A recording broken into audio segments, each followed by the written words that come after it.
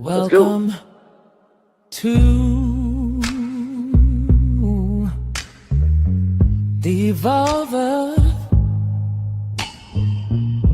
Post Review with the Invisible Man and Woman, Terrell and CJ, all for real love. Hear these thoughts, EOD, rest still in hub, and Coach FC, HW.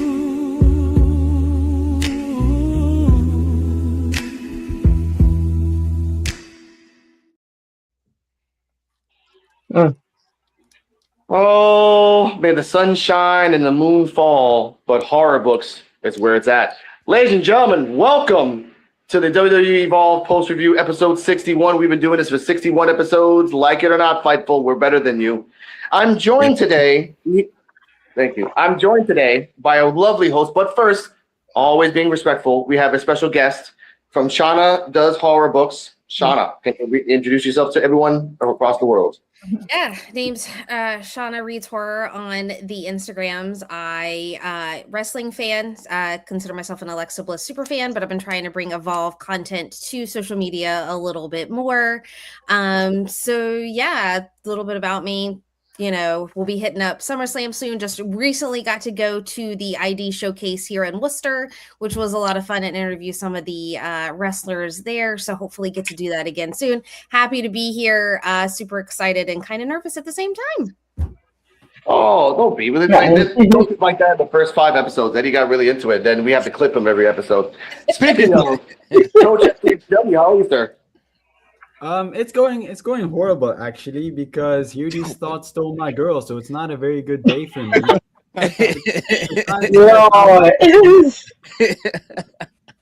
It's see both of ours. We just keep it at my house for the weekends. Wow. That's Your crazy, thoughts? man. Keep on the weekends. No, I'm just playing. Shauna, I'm playing.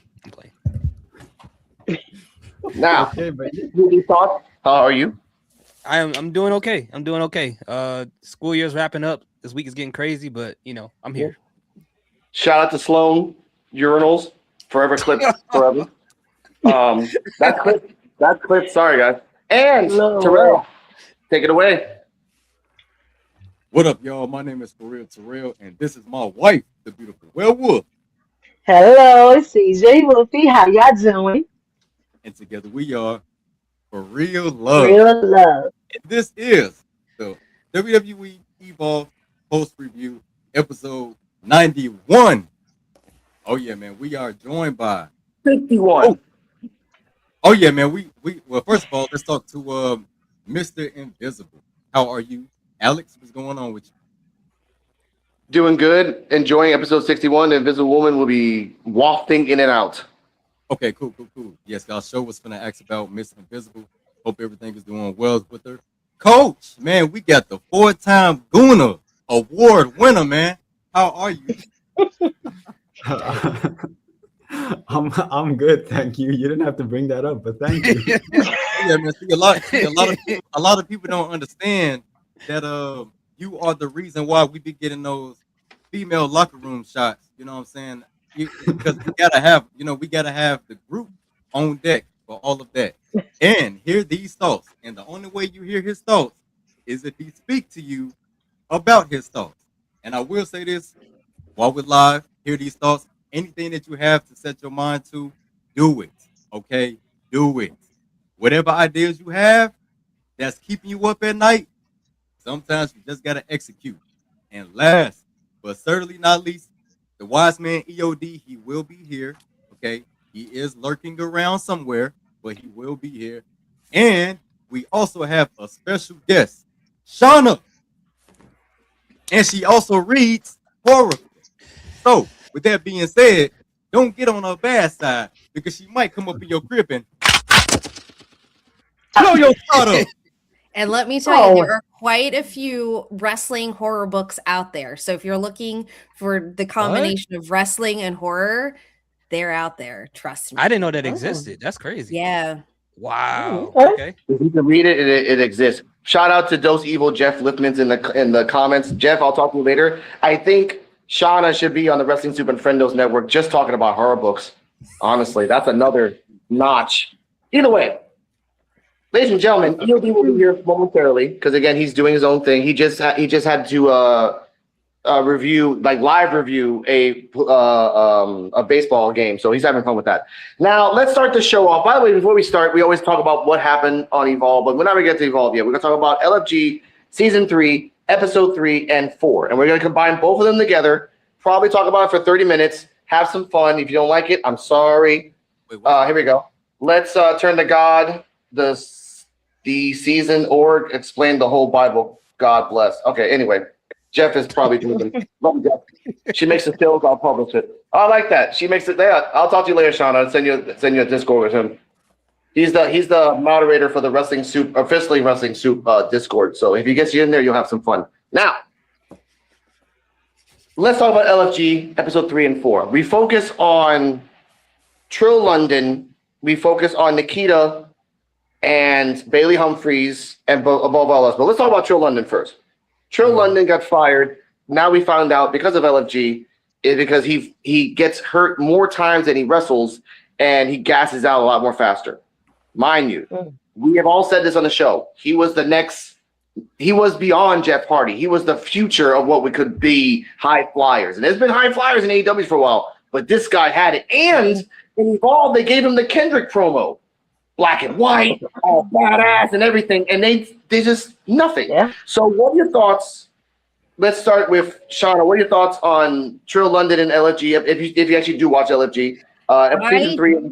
Yeah. Do not have, that is the one thing I don't have is LFG. So I'm always watching the recaps. Unfortunately, I'm trying to figure out how to get it, but they don't offer it to YouTube TV. So I'm trying to figure out another way to watch it, and it's driving me crazy that I can't watch it, especially with the mentors this season. I will send you a link later. Don't worry about that.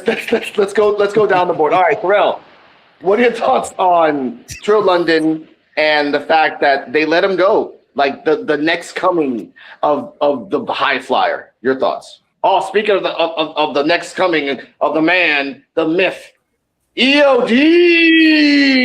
Hey. Oh, my bad. The game just Hey. We just started. Everybody. It's fine. Okay. By the way. Welcome, man. Can you hear us? Yeah, I can hear you fine. I can hear you fine. All right. We're talking about LFG season 3, episode 3. We'll start with Terrell, then go to you next. Terrell, your thoughts on just the episode, and let's start with that. Just of Trill London. Well, y'all know that I was a big fan of Trill London. It's just sad to see him go because I really did. I for some odd reason I just can't let it go. I have this dream, this in my head, that they could revive the hardcore division, man. They got 2 people that I would honestly say that could have started it, they could have jumped it back off. And that was Trill London and Tate Wilder, you know what I'm saying? You got one guy that is like extreme, beyond his limits, and then you have Tate Wilder, who is the Daredevil of NXT, which used to be the Daredevil of Evolve. I wanted to see them have this wonderful chemistry in the ring, and perhaps maybe even bring the hardcore division back, which in WWE we know that's not going to happen in the new regime that we have right now. But it would have been so dope, and he just was not quite all the way there, you know what I'm saying? Dealing with the injuries, and I mean, on top of that, honestly, truthfully, it seemed like he was the Daredevil, if you ask me. I mean, he just kept injuring himself, and it's sad because, you know, just like the coach was saying, how can you execute your own move? Like how can you set yourself up to do your moves and you can't execute them correctly? So it's just sad, honestly. But I wish him nothing but the best. I hope he heals up and everything. And I do see a future for him in pro wrestling. It's just right now he has to focus on himself right now, battling with depression and things like that. I feel like he just need a break from a lot of things and just figure out in a healthy way, figure out what is best for him. That was beautiful. Now, EOD, your thoughts. Check your mic a little bit. Terrell, it's kind of fuzzy. Can you hear me now? Can you hear me? Now. Can you hear me? Perfect. Can you hear me now? Okay. Yes. Can you hear me now? Can you hear me? Hey, all right. No, I don't know these sounds, man. I know it does. Okay. EOD, your thoughts on Phil London, and we know him for so long, but he got released. Trill. Who was Trill fighting in that episode? Braxton Cole. Oh, that's right. That's right. Wiener. All right. I'll just start off with Trill because I remember the match. I remember saying that Braxton Cole was he was all right. It was more like how you were saying how Invisible Man was talking about like paint by the numbers type of deal going on, but nothing he did was bad. Trill, I kind of felt bad for Trill because even on Evolve, it looked like a lot of moves he did, like he was just too wild with it. I do think he would be a better fit in AEW, like because they like that kind of stuff over there more than WWE. WWE wants you to tone it down a little bit, but yeah, he wasn't executing the moves. That was more of the problem than anything else. Especially like you didn't hit your finisher. It's like it's okay to have if you mess up once in a while, but it seemed like every time I saw Trill, he was always doing a little bit too much, and it would always kind of mess up a little bit. So I feel bad. I do feel bad for him. And like we were always saying that he does have like a Jeff Hardy vibe to him and everything. So I did like that energy. And I do remember when he played football, but yeah, it's just, yeah, it was a bad look. And unfortunately we do know what Trill London's fate is after the show. Like when I do my reviews, I'm trying not to let anybody know like, okay, yeah, it's like, yeah, we saw him on LFG, but we already know his fate. But so I try not to tell people that too much, this way they can watch the show and just kind of enjoy it the way it is. But yeah, hopefully he lands on his feet. Like I said, I think maybe he should probably do some independent stuff, or maybe just see if AEW ROH has something for him, because they like that high flying, super daredevil-y type of stuff. But I think Matt Bloom was correct. Pick a couple moves that you're really, really good at instead of trying to do all these different death-defying moves. Pick a couple of them that you could execute well. Like I would say, like 9 times out of 10.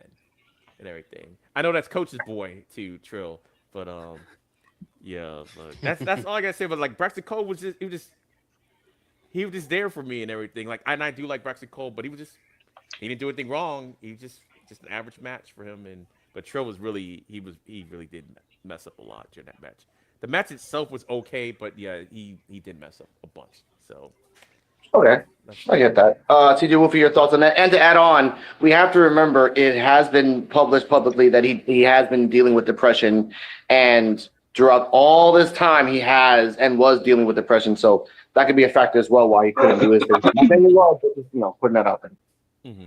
Yeah, they messed up. I actually didn't watch the episode of LFG, really, that one of them really, but knowing Trill London from Evolve, yeah, he could have been something like more of a next Jeff Hardy for real. And I guess like with WWE, they try to be cautious now. They don't want him to be next Jeff Hardy with injuries and getting hurt every once in a while. Like every once in a while in the match, I guess they just want to take a cautious on him. Just you gotta slow it down, this and that. But he could have been, something if he could get more training in and steady his moves and not to go too quick with it. And he still be a good high flyer, but yeah, it's just I hate that he got let go, but he will do really good on AEW for sure, or Ring of Honor, or the indies that promotion that he can go to explore. But yeah, I just wish him best of luck wherever he goes. Mm-hmm. Now, hear these thoughts? Yeah, yeah, I heard about the depression thing. Hopefully he's doing okay. That's not something easy to just kind of get over, as most people might think. But as far as Trill London, what we saw at LFG is kind of what we knew about him. He's getting gassed real easy in those matches, which I can understand. I didn't want him to get released, but I can understand the perspective of the people in LFG or in WWE, because if you're having a match, you're doing like these death-defying moves, and he gets gassed out quickly, he can get hurt. The other person can get hurt. And if you think about if he's in the main roster, what happens if he's in a ladder match? He gets gassed out and he messes up a move. Again, he can get hurt. Someone else can get hurt. So I can understand why they picked that direction to go with him. But just as everybody else said, I'm hoping the best of luck for him. As soon as he fixes all those issues he has within the ring, he has the charisma, he has the aura, he has everything else. As soon as he fixes what's going on in the ring, he's going to be out of here no matter where he goes. And I hope he really does figure that out. And I really do hope that he, continues to battle through depression, because that really can affect a lot of things. It shut a lot of things down mentally. And that could be a contributor of him, miscuing on certain moves and things like that. So, all in all, I just hope wherever he goes, he ends up being the best that he could be. And I can't wait for him to figure everything else out. So when he does, I'm telling you, he's going to be out of here.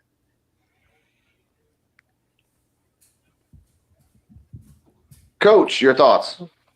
Yeah, so I haven't watched the last 2 episodes of LFG. I've been a bit behind, but it does suck for Trill London. Obviously, everybody knows Jeff Hardy is my favorite wrestler of all time. So naturally, I was drawn to Trill London, and it makes sense that he gets released. Terrell. It makes sense that he got released. It kind of just like sucks because I was really high on him. Like since the first time I saw him on LFG, I was like, this guy has something, and if he just puts it together, like he would be big. But unfortunately, it is what it is. I hope is like he gets to deal with his depression. He sees someone, he talks to people, and like it doesn't hinder him. And I do hope he stays in the wrestling career because a lot of athletes don't after they get released. So I do hope he continues to pursue it. Part of me kind of does hope he goes to TNA because, like, obviously the Jeff Hardy connection, but that's just like a fan in me. Either way, I really hope he doesn't give up on wrestling because to a lot of people, it's WWE or nothing, and I hope that's not his view on it. Understandable. And for him, I hope, AEW or Japan. You really want to get better, go to Japan. But if you want to shine, you go to TNA. But if you want to get your skill honed, you go to AEW. There's different paths, and I love that you can have that now in the world of wrestling, other than the other place. Sorry. Now, I will say the next topic on episode 3 was Nikita Lyons. Nikita Lyons had a match. That was episode 4, but Nikita Lyons had a match, and Booker T was telling her, you should tone down your sex appeal, and I'm looking another way, but I'm supposed to look at you. Now, mind you, shout out to Joe BNCO of the PWF, which is the podcast of Unappreciated Wrestling Fans. He brought up a good point. Why doesn't Booker T stop saying Cholula Green and Lola Vice? Why does Booker T stop saying that about JC Jane? Why does you can't say that about one, but then never say about the other women that you've been publicly famous for the last 2 years? And Stephanie Yep. Exactly. Yep. So, what are your thoughts? And by the way, again, they are, and again, it's been confirmed that she's going to be on season 4 of LFG. It hasn't even been finished yet. Wow. And she's going to be in season 4. So that's kind of a bonus. That means she won't get fired. So yes, but that's also negative because now she won't. Anyway, let's start off with that. Backwards. Hear these thoughts, and we'll go clockwise. What are your thoughts on that? And the Booker T. Oh, you should turn down your sexual appeal. Same guy who said. Same guy. So. Yeah, I agree. I think it is pretty hypocritical for him to say that. I don't know if he code switching because he's in LFG. He's in like professional mode where he can't like talk like he does when he's in commentary. I'm kind of wondering if that's why he's doing it. But either way, we can't deny what we've been hearing on NXT for the past couple of years. What have you been saying during the Devil's Kiss? What have you been saying when Lola Vice comes out? All those other things. Either you're going to approve the sex appeal or you're not. Like, which one is it, right? So it seems kind of very nitpicky that they're deciding to do. And to me personally, and maybe it's just because I am a baby Nikita Lyons fan. I just became part of the fan base this year, 6 months. It seems like they're kind of really picking on every little thing she does on that show. And it's kind of weird to me because those things are part of her personality and what's gotten her as far as she is right now, from dancing to now the sex appeal thing is a problem. So I don't know. I don't know what she could do. They just want her to be just a plain wrestler, just like everybody else, with no character, no charisma, nothing like that. So I don't know. I don't get it. Okay. Coach? Yeah, like I said, I haven't watched it yet, but I don't see the major issue with it because like she seems comfortable with it, and if she's comfortable with it, just let it happen. It's not like it's hurting anyone. It's not like she's against it. So like, what's the big deal? It's what got her over in the first place, whether you like it or not. So like, just stick with it. Why try to change up what works? Thank you. This is the guy who loves on your room. Wolfie. Yeah, Terrell had actually told me about this situation. I had looked up the scene and actually watched it. And I'm like, now, Booker, you know you got no rules. You telling this girl to put her 6 pillar down. How much you been talking the same stuff on NXT with Lola and them? Okay, now she had now with Nikita, it's her character. That's how she gets it out there and do what's besides her ring work. No, that's how she develops her character. Let her do that. Like you go in there gogging on her on NXT sooner or later. So why is the issue now? Yeah, yeah, that was very hypocritical of him. Now you know better. Thank you. Terrell? Can y'all hear me? Yes. Yeah. That sounds way better too. Yeah, I had to get mic'd up because my dynamic mic is way too far, and I think it's only best if I use that for music purposes. So Yeah. Okay. first of all, Booker T, you need one of these right here, okay? Oh Lord. First and secondly, you get on my nerves, Booker T, because there is no way you're gonna sit up here and target Nikita Lyons when you literally have other female talent in the WWE, even on the main roster, and I'm not gonna say no names, that be wearing cheeky clothing, revealing clothing. There's not one time I ever seen a Nikita Lyon match where she has had a wardrobe malfunction or anything. Now she just got this new character. She done came back from surgery. She is doing the best work that she could possibly have done. And I have always been a Nikita Lyons fan because you never know where a person can end up. Just because they look like they're in a bad position, you never know where they could end up. You never know what's going to get them to the next level. So you don't ever underestimate nobody. You don't ever say that this person is never going to make it to the main roster or anything like that, because you just never know what's going to spark the interest in a person to get them motivated to make life better for themselves. Booker T, you weird for that comment. And I still don't understand why you would say something like that. Like I said, when you literally have other women wearing revealing clothing in the ring, and it's part of her personality, it's a part of her gimmick. If she wants to play this character, let her do it. Now, can she be more aggressive in the ring or something like that? Yeah, and she is displaying that. But at the same time, if she got natural sex appeal, then she just got natural sex appeal. And if nobody can pull it off, they just can't pull it off. It's just that plain and simple. You know what I'm saying? That's like Mika, what's her name? Mika Lockwood or whatever her name is, Bailey, in NXT, that's with the Vanity Project. Okay. If people are afraid to get in the ring with her, people just gonna be intimidated and be scared to get in the ring with her. But guess who stepped in with her to make sure that she was good to go? Nikita Lyons. You know what I'm saying? She wasn't afraid to see if she was ready to go. So with that being said, sex appeal has nothing to do with anything. And I'm not trying to be disrespectful to Booker, but it could be just something underlying there that he's just not saying. I'm not going to assume nothing. But what I will say is this. Booker T, why Jasper Troy ain't got no TV time, man? Why he ain't got no TV time? That's the question that you should be answering. That's your boy, ain't it? Why is Jasper Troy catching strays? Sitting up here worried about some Nikita Lyons and your boy on Twitter. Booker T is worried about Nikita Lyons and what she got on, and your boy is on Twitter talking about he's excited to watch other people matches. You a clown. And you eat eggs. What? Hey, don't Sorry Don't about say that. that. Sorry about that. don't We be have a mean. Jasper lot of Troy bars. has We haven't gotten Jasper there Troy yet. has sex appeal too. He has sex appeal too. Have you not seen his underwear during his matches? Bro. What? Jasper Troy can't even get in the title picture. And he is a winner of LFG. Oh, wait, I forgot. Man, bro, that was game show LFG, man. Yep. That was game show LFG.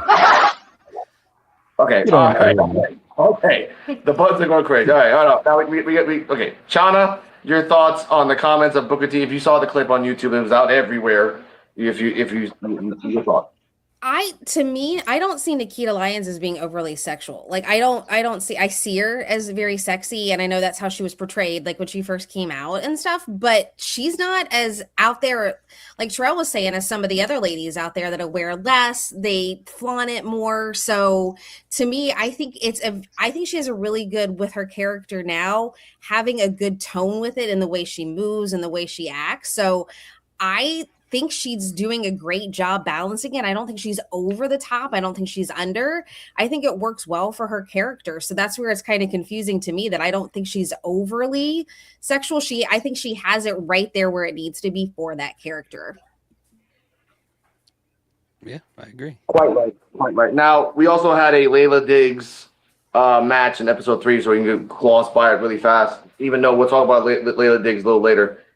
She did have a match to show her heel side. It shows in this episode of Evolve because she had a heel side. She just didn't really know how much the timer was of heel in her brain. We'll talk about that later. But let's get to episode 4. So we're going to keep this under 30 minutes and compact. Because usually we go like an hour and a half craziness. All right. EOD, did you go EOD? No. Oh, yeah, EOD. I'm sorry. Sexy man. Tell me the Brady Bunch, man. You got to hit all blocks. All right, I'll play a little bit devil's advocate because I agree with what all y'all said. But when Booker T said it, I don't know exactly what he meant. He didn't really clarify when he said, "Oh, just tone down your sexiness," but he didn't say what it was he wanted her to tone down. So it's like I don't know. But what all y'all were saying, like to me, there's people on the roster that does kind of wear way less and everything, and for me, it is part of her character, and the difference between her with the sexiness or whatever you want to call it, no one's making her be that way. Because remember when Athena was in NXT when they were going through the 2.0 thing, it was like a mandate that came down saying they had to do things that they weren't, we'll just say, comfortable doing or comfortable wearing. Yeah.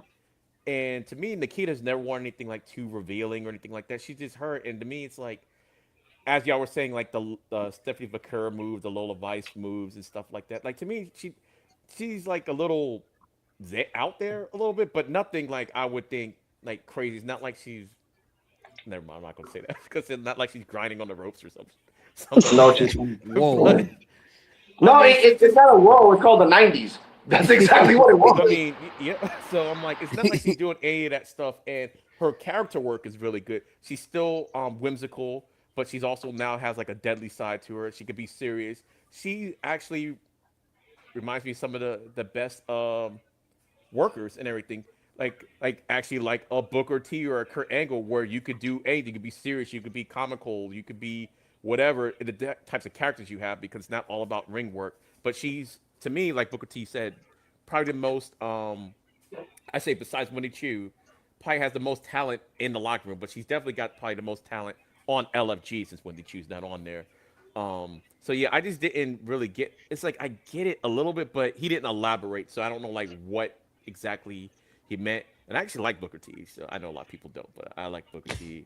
And yeah, I just think Nikita's just doing a great job and everything. Everything is coming together for her. It's like when they talk about the quarterbacks, the game slows down. It seems like the game is slowed down for Nikita Lyons. She can do it all. That's why she's multimedia. So yeah, I don't know what she needs to tone down. She did take the Bubba Ray advice about the shaking the ass thing or whatever, but like that was probably more like as a habit. But if you notice on Evolve, she doesn't do it as much and stuff. And I get what he was saying. He wasn't saying like don't do it. He was just basically saying, okay, at this particular time, just don't do it for like whatever reason. So it's like, all right, just because you want everybody to focus on that person at that particular time, that's all. So it's like, I don't know if it was more of a play on that.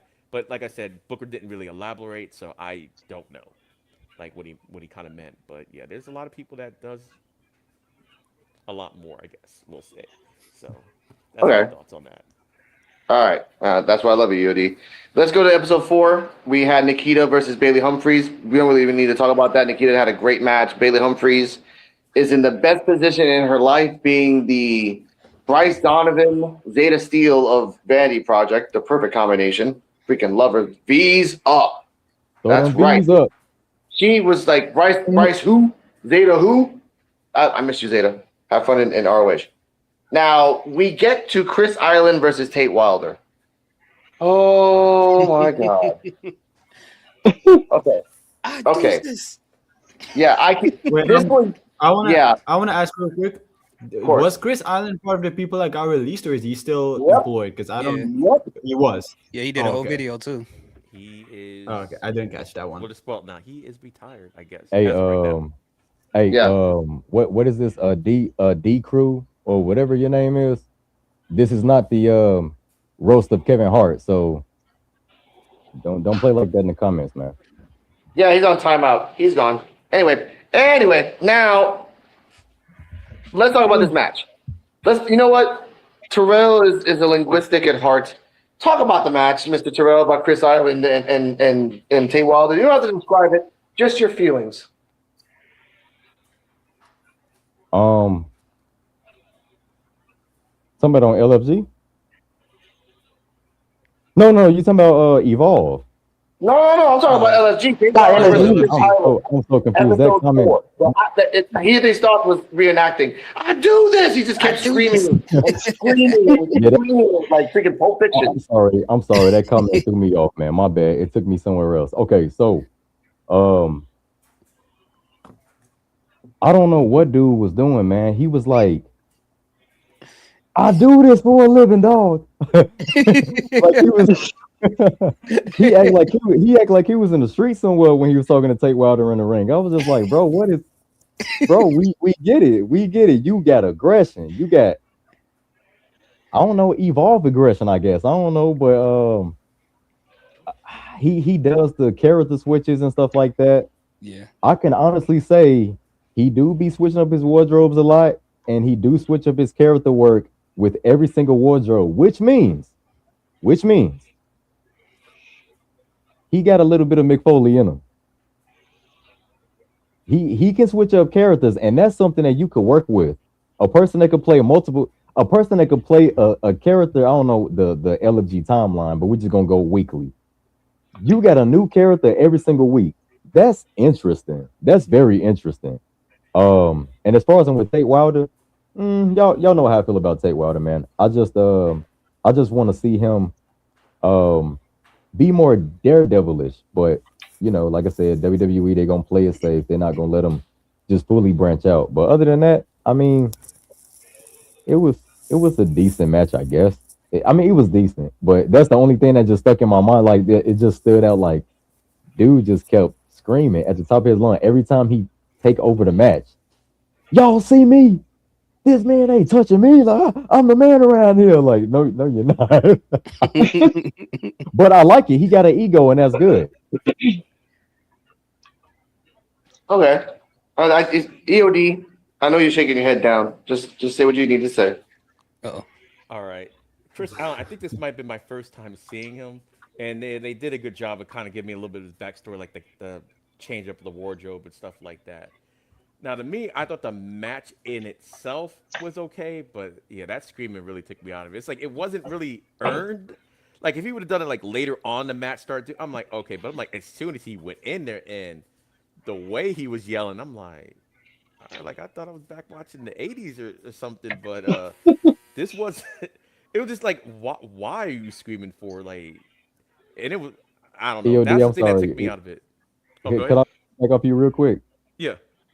The only thing that that was in my mind was Mark Henry Hall of Pain. Where he would just scream at the top of his lungs every time he was on TV fighting someone.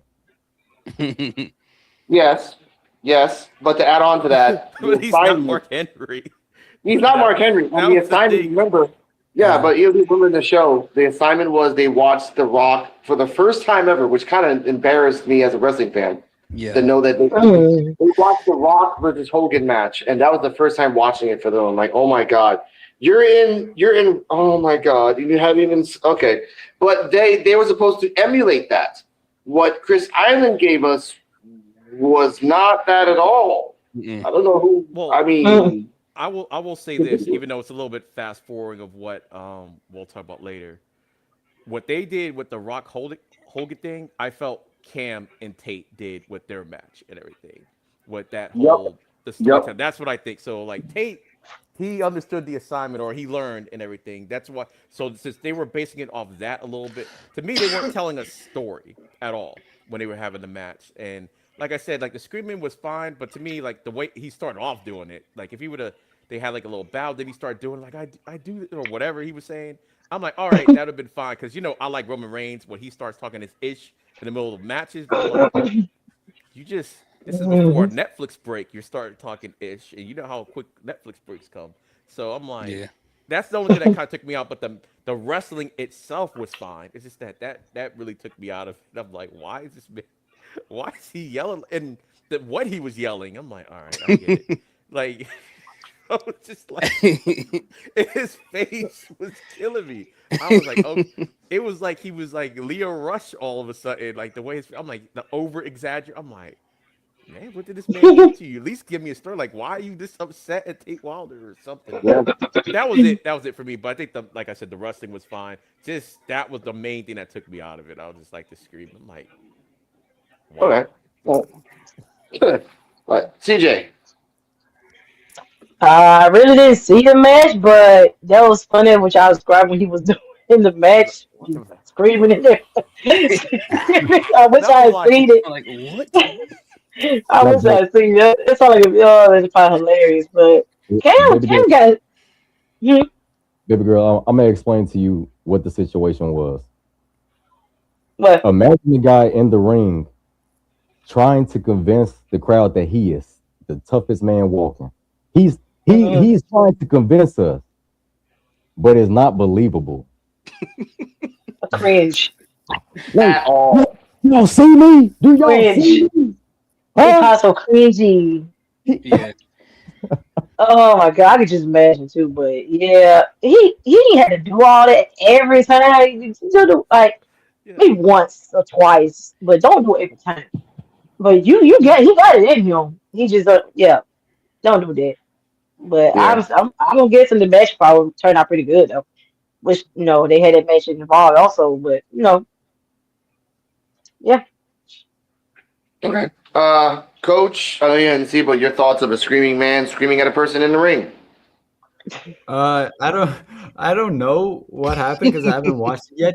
But I can just imagine from what I know from Chris Island, no offense to him, but he's never come off as a very good actor. He's never really felt like he's convincing. So imagining him trying to act tough, dominating, it's kind of like I can imagine what happened, and I can see why everybody finds it ridiculous.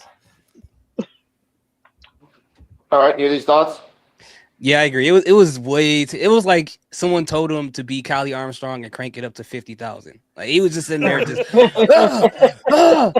I'm him. I did it. I suplexed him. You saw that? Like it's like relax, man.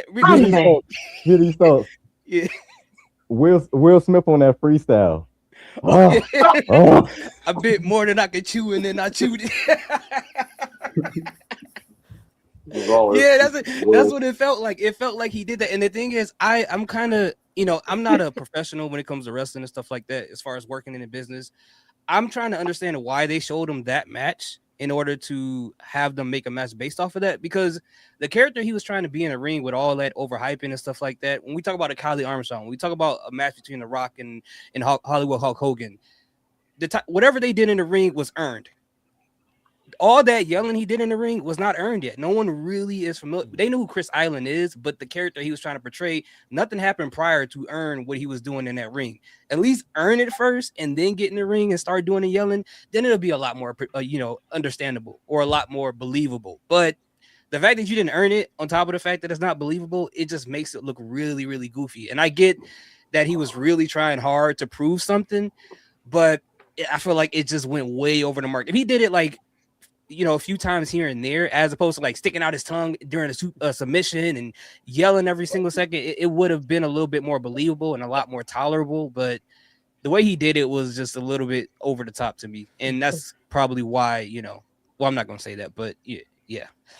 I guess that's true. I get that. Now, I feel bad for Chris Island because after he got released, he really got into like a really emotional state on his Instagram and Twitter. Really putting it out there. He's a lot more better now. So I'm actually happy about that. He's a little bit different. and he's being different. So good for him. Now let's talk about the last match that it makes sense in time-wise. Zena Sterling versus Chantal Monroe. Yes. Chantal Monroe, we know, is the next up for the next Evolve Women's Championship. We know that. It's going to be Nikita, and then after Nikita, Chantal. We all agree on this. And Shauna, yes, we've been talking about the story of Chantal Monroe and Wendy and Nikita for about 6 months. Once Nikita got there, we kind of felt like, oh, Nikita's there for rental. Then we saw her improvement. But at the same time, we low-key saw Chantal Monroe kicking ass and having a feud with Wendy Chu, which ended for now. So I do like that. I want to put that in context. Zena Sterling has no killer spirit at the moment in LFG, and they said that in the match that like it was a good match. Nothing was wrong with it. Chantal, I will critique that the pop-up code breaker that she does wasn't as clean as the other ones because the other ones are very like out of nowhere. So this was a little different. Zena Sterling is not what we saw in Evolve Now, which we call the same woman from Kill Bill with the music that I can't put anymore because they got me on copyright. But I will give, and I feel bad for Chantal because she was supposed to be an eliminator before Wendy won. She was supposed to be, and then her ankle got hurt. She has about another month left before she comes back. So when she comes back, they gotta insert her ass into the freaking the best thing in Evolve. But let's do a little quick recap. What are your thoughts on the Zena Sterling Chantal Monroe match? The critique that they gave Zena Sterling that you gotta have a killer edge. You've been here for long. You've been the same person the whole time. We saw what they were trying to do in Evolve, and they just kind of like left it in the air for now. We say it like that because Evolve has never let us down on the storyline. It's been a year plus, not once. Even the mysterious attacker was all over the place, but at the end they picked it up. So here are these thoughts. What are your thoughts on the match and Zena Sterling and Chantal? I thought the match was great, and as usual, Chantal, reflection of perfection, she always does an amazing job. I mean, just watching the match itself just made me more excited about her return. Because she just has it, man. She just has it. She has the charisma. As a heel, she's amazing. In the ring, she's really, really good. So I can't wait till she actually comes back. But again, as far as the match goes, I thought it was really, really good. I know Zena felt the way about how she performed in the match. I don't think she did bad at all, in my personal opinion. Same. Now, Coach? Oh, I remember. I didn't watch it, so I can't tell you. Okay, that means you still love Zena Sterling. That's cool. EOD. Yeah, like Hardy's thought said, I thought the match was really good. I do like the fact that the whole slap bit, like Chantal came up with that, and Bubba Ray just put like a little bit more sauce on it, and the crowd really ate it up. She said, "You Barbie bit," and just slapped the taste out of her mouth. And I thought Zena Sterling did a good job of like hulking up and stuff, but I get where they were probably saying, okay, might not look as aggressive. I don't think it was her face or her mannerisms and stuff. I think it was her whole outfit that made it look like it might not have been as aggressive as it should have been with the dress. So I don't know, because like her face looked like, yeah, she hulked up and everything, and she got really aggressive. Now, to be fair, this is my first season of LFG that I'm watching, so I don't know what it was like before. So, but to me, I thought she did a really good job, and I think she was like a little hard on herself and everything, but I see the vision because we saw what happened on Evolve. Like, this isn't like that anymore. And she had that Kill Bill thing on Timothy Thatcher when he said, "Nah, you're like on a losing streak," and she looked like she wanted to take Carmen Petrovic's katana and do something with it. But yeah, I thought the match was good. Chantal, like you said, we all thought that she was probably going to be next up, or Wendy's like greatest feud. And unfortunately, she got hurt, and it made sense. You can kind of tell they kind of scrambled a little bit because she was in the VIP section in one match, and they tried their best to kind of edit her out so you wouldn't have to kind of explain, like, okay, what happened and everything. So, but yeah, the match I thought was good, and it belonged as the main event of the episode. And yeah, I thought both ladies did a good job. And Zena, don't worry, Zena, you're gonna get yours sooner or later. So. Mm-hmm. Yeah, and also as an add-on before we get to Terrell, actually before we get to CJ, her Zena Sterling plus the Russian content creator that's in the PC called Unknown, plus one more person, I think could be a good trio. If you call yourself the Unknown, you better be the most badass wrestler I've ever seen in my life. Okay. We had Jessica Carr for a quick. They could Titus O'Neil. Well, not Titus O'Neil. What? What was his name? The Funkadactyls. What was his name? Tyrus. Brodus Clay. Tyrus, Brodus yeah, Clay. Brodus Clay. Brodus Yeah, Clay. His Brodus name Clay. is like Tyrus outside. That's why I was getting confused. Yeah, Brodus Clay. Remember, they built him up as like the biggest thing ever that he came out. She better be. And he came tell out your and started mama. dancing. I was like, what is this? It was cool, but I was like, it was not what we were expecting at all. Okay, ED, those are dark times. We don't talk about those times. No, we don't talk about those times. No, Your thoughts on Shanta Monroe and Zena Sterling? We already know what their projections are. yeah, I really didn't watch the part either. I really got no input from it, but I just think that Chantel, no, she's ever seen her already. She have been improving a lot, so I just know she probably did her thing on that match.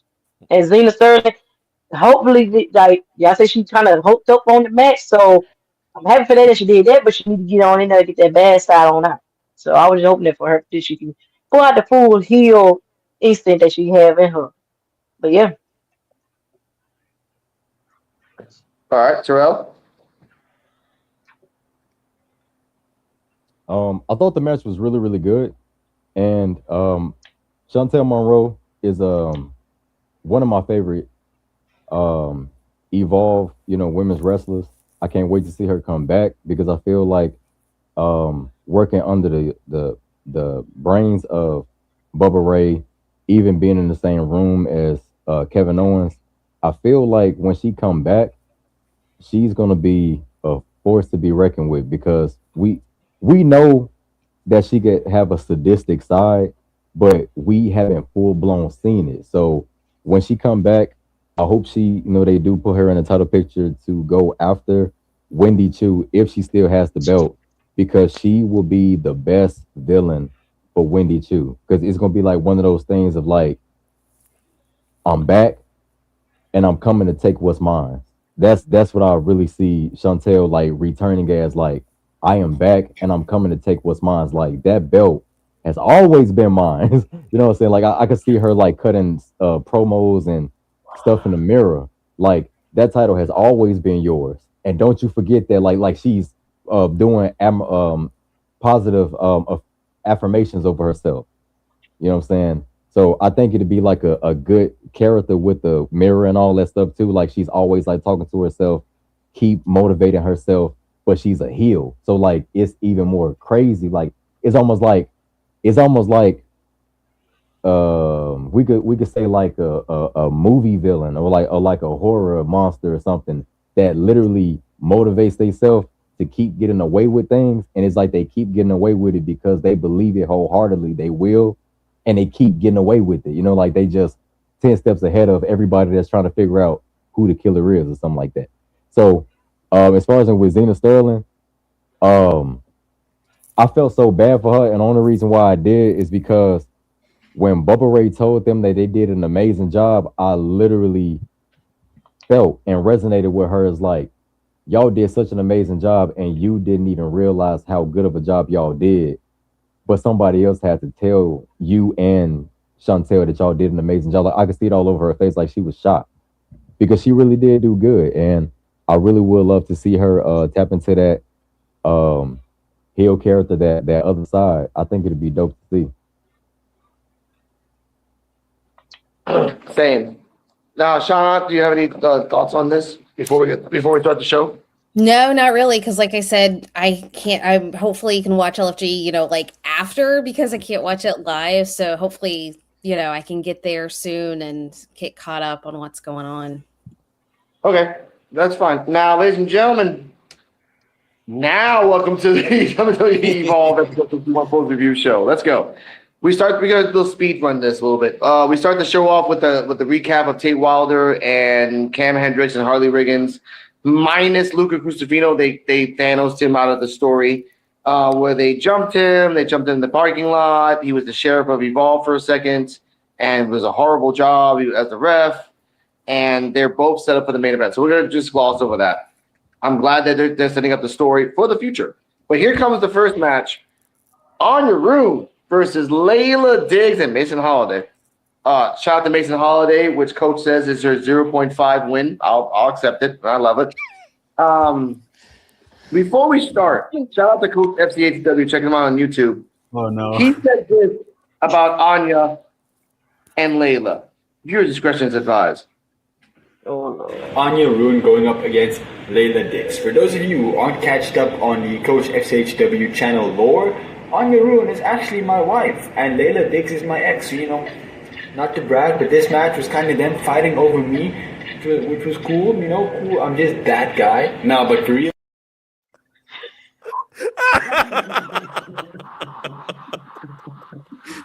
From his own words, ladies and gentlemen. From his own words.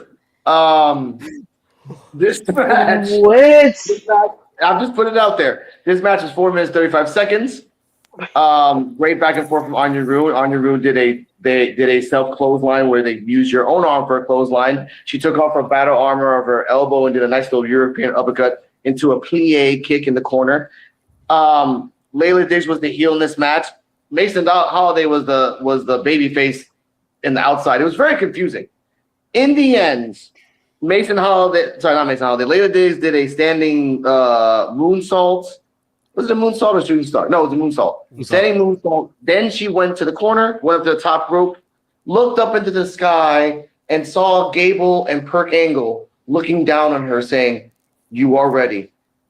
And she did the most beautiful moonsault I have seen in a very long time. Yes. For the 1, 2, 3 post match, Gianna Capri comes out, mouths off Anya Rune. "You're a loser. You suck." Mason Holiday is like, "Stop! You stop it right there." Mind you, Layla didn't say nothing. She was just standing there, kind of like agreeing whatever Mason Holiday was doing. "You get out of here! Get out of here!" like a cat. "You go on!" And then Gianna Capri dirtied away like a cat. Now, Chana, your thoughts on the match? We give a rating from A to F. So any way you want to say it like that, and anything else? Just your thoughts on the match and a rating. I thought the match was great. I mean, that moonsault at the end, like my husband and I actually stopped, rewound, and watched it again because we were like, "Did you see that?" And I was like, "Yeah, play that back." Really quick. So I thought it was good. I think it really sets up that storyline. I do want to say a little bit. Did anybody see Gianna's Instagram stories today? I think No. so. She was having a funeral for Victoria. So I'm hoping that she got an official signing. So I was excited about that after getting to talk with her this past weekend. But I like the match. I think it really sets up a good storyline for those characters going through. So yeah, I was really impressed with it. It was the first time I had seen Anya outside of that qualifier, and then I saw her this past weekend. So it was really nice to see her in this format too, with that character, instead of just seeing her on the indies. So I really enjoyed it. I'm gonna say I didn't even think to rank them, so I'm just gonna say a B because I liked it. Could have been a little bit better, but I'm just gonna give it a B because that moonsault at the end, like if you were like mid-grade, that just like right over the top. Brett as well. I love that freaking moonsault. Hear these thoughts. No, wait, Coach, you'll get your thoughts. You'll get your thoughts in a second. Coach, you'll get there. Okay, before I go into the match, I just want to wind just half a second because Cam Hendricks almost got me in trouble at work because I was watching Evolve at work and I had the headphones in. Somebody walks in my office. I turn around, the headphones unplugged from the computer, and it's on the part where he says, "Oh, you keep bouncing back up like you like punishment. Well, if that's the case, we're going to have a good long night." And my coworker's like, "What are you watching?" Yeah. My coworker, I'm like, "Yo, this is I kid you not. I kid you not." He's like, what are you watching? I'm like, "This is wrestling." He's like, "Okay, what hey, love is love, whatever you like." And I'm like, no, it's not like that, bro. It's Evolve. And I had to show it to him. So Cam, he almost got me in trouble at work. But back to the match at hand. You know what's funny about this? Last week I had to press the button, and this week.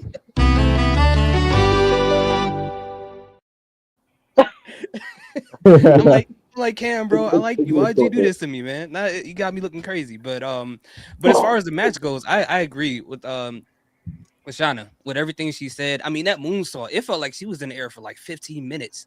during that moonsault. You know, like the Matrix when they pause and they rotate the camera. It felt like that was going on when she was in the air. But it really felt like a really good Layla Diggs showcase. I felt like Anya Rue understood that she had to showcase Layla Diggs, you know, because I've seen Anya Rue in other matches, and I'm not saying that she did bad in this match. I think she knew what her role was in this match to make Layla Diggs look good, and Layla Diggs looked fantastic in this match. And with Gianna Capri coming out and them continuing that storyline, I love the fact that they're doing that as well. So yeah, like just like she said, I'll give it a B. And I think that moonsault really took it over the edge. And I seen really quick, I know we're just skirting through this, a lot of people reposting that moonsault. Even people who don't even watch Evolve was reposting the moonsault. So I was like, if that's what's gonna put her on the map, I'm not mad at this at all. You know, Layla Diggs deserves all of this. She's a new cartwheel. Which, by the way, I want to add on before I get to coach. I said that to the Wrestling Soup Twitter too. Like, she's the new cartwheel, and since cartwheel has just officially joined Triple H, shout out to Sports Jedi Network, another crew of the Wrestling Soup and Friendos. Love you guys, and PWF. For me, before I get to coach, for me, every time I see the moonsault, and and again, I don't own this song. This is what I hear when every time I see that clip of the moonsault. I don't know what love is. I want you to show me. Every freaking time I see that moonsault, like, it's just so perfectly slow. Coach, your thoughts on your wife, ex-wife, and the fact that you live in London? I don't live in London. I live in a completely different. Anyway, yeah, first off, I'm very happy for Layla Diggs because, like, you guys remember from the first time I was on the podcast, I said, like, I'm really high on her, and I'm finally happy that she's getting the recognition. She's getting the appearances on NXT, on LFG. She's finally getting, like, victories and pinfall victories on Evolve. So, like, I'm just very happy she's finally getting the recognition she deserved. Because for a while, though, it just felt like she and Mason Holiday were just trapped as, like, not gatekeepers, but, like, if you need a victory over somebody, here's Layla Diggs or Mason Holiday. So I'm just happy. For one, she's finally getting, what you say, recognition. And then also off note, Anya Rune is very big. Like, especially in this match, like, well, she's not like massive or huge, but she's like very like taller than all the other wrestlers. And I didn't realize that at first. And I think that's pretty cool. Like, they don't really lean into that, but like it does lean into a gimmick of being like this like anime character that's like built to be super strong. And I just noticed that, and I kind of liked that, and I wanted to point that out. She slouches a lot too, so it's kind of, her height is deceptive. Yeah, and by the way, when Layla Diggs was coming in, just like, no, she was just bopping to the music, so I did like that. Yeah, I know. I know you saw that too. You had the picture on your YouTube channel. Check out at Coach FCH.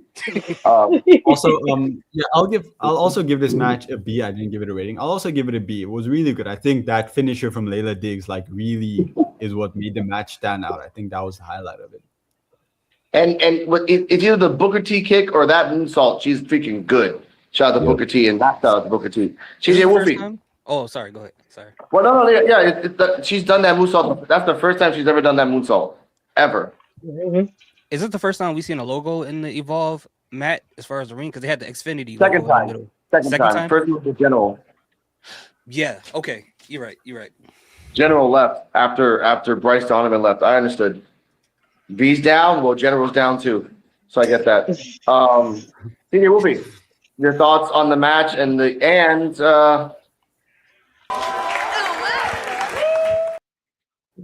Ooh, woo. But yeah, I love the match. The match was really good, and yeah, Layla did surprise me with that moonsault. It was so beautiful how she executed. So yeah, I give that match. I'll give it a B plus. A plus for that moonsault. Keep that in your arsenal, Layla. Like, yes, that was nice. Okay. Also, Terrell? Can I jump on real quick? Yeah. Go ahead. I just want to say, like, when the move was first placed, I was like wondering what was she trying to do, because Anya Rune was laying very close to the center of the ring. I felt like it was a very far moonsault that she hit. Like, I just want to point out, maybe it was just me, but I thought like it was a very far one, so that's even more impressive. Yeah, it was. And the Tay Wilder match was the same exact placement that Tay Wilder did it as well. We talked about that EOD on the Evolve effect. I'm like, you should really talk to somebody and find out only one person does the moonsault, not two people on the same night. It breaks the move, but that's just me. That's just me. Terrell, your thoughts?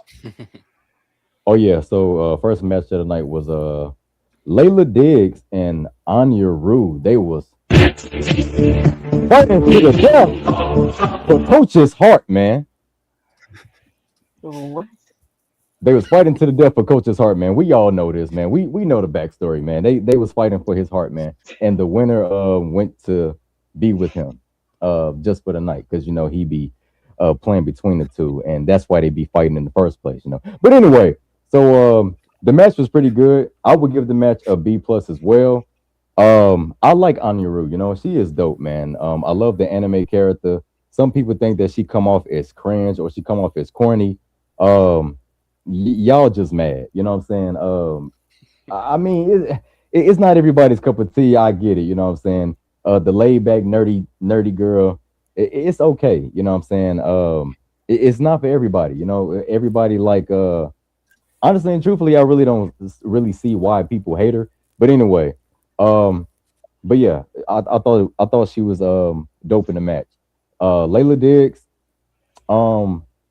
when it comes to Evolve and seeing new wrestlers showcase their talent, because I'm not gonna take anything away from Winnie Chu or anything like that, because we know she's the OG and we know she's in Evolve for a reason. She is the gatekeeper of Evolve. Nikita Lyons is one wrestler, like we said, that has improved a lot. You know what I'm saying? Even though she's been in NXT WWE for a good couple of years, but when it comes to new talent, the most evolved talent that we have seen out of the women's division in Evolve, but besides Chantel Monroe, even though she had to leave out, Layla Diggs, I will always say was the number one, you know, person that literally evolved, because I say Kelly Armstrong, she came in with the fire, with the aggression and different things like that. It's just with the promos, she had to get better at that. Kendall Gray, like I said, she worked herself up, but when we come to seeing someone that was like kind of struggling, but had to become a whole different breed of a wrestler, Layla Diggs definitely has been doing it. I would like to say the scissors kick, when she do Booker T scissor kick, it is pretty dope. I do like it, but this moonsault, y'all. First of all, the distance of the moonsault was crazy. The way she worked her body off the top rope to connect from the top rope to the connection of the moonsault was priceless, man. For real. With that being said, you officially got the prettiest moonsault, girl. Oh yeah, Layla did. That's all I gotta say. Oh my God. This is the world I live in Evolve now with soundboards. I do love this. Because Let's we get know this because we know a lot of those females be Oh my God. break their neck or something when they do the moonsault.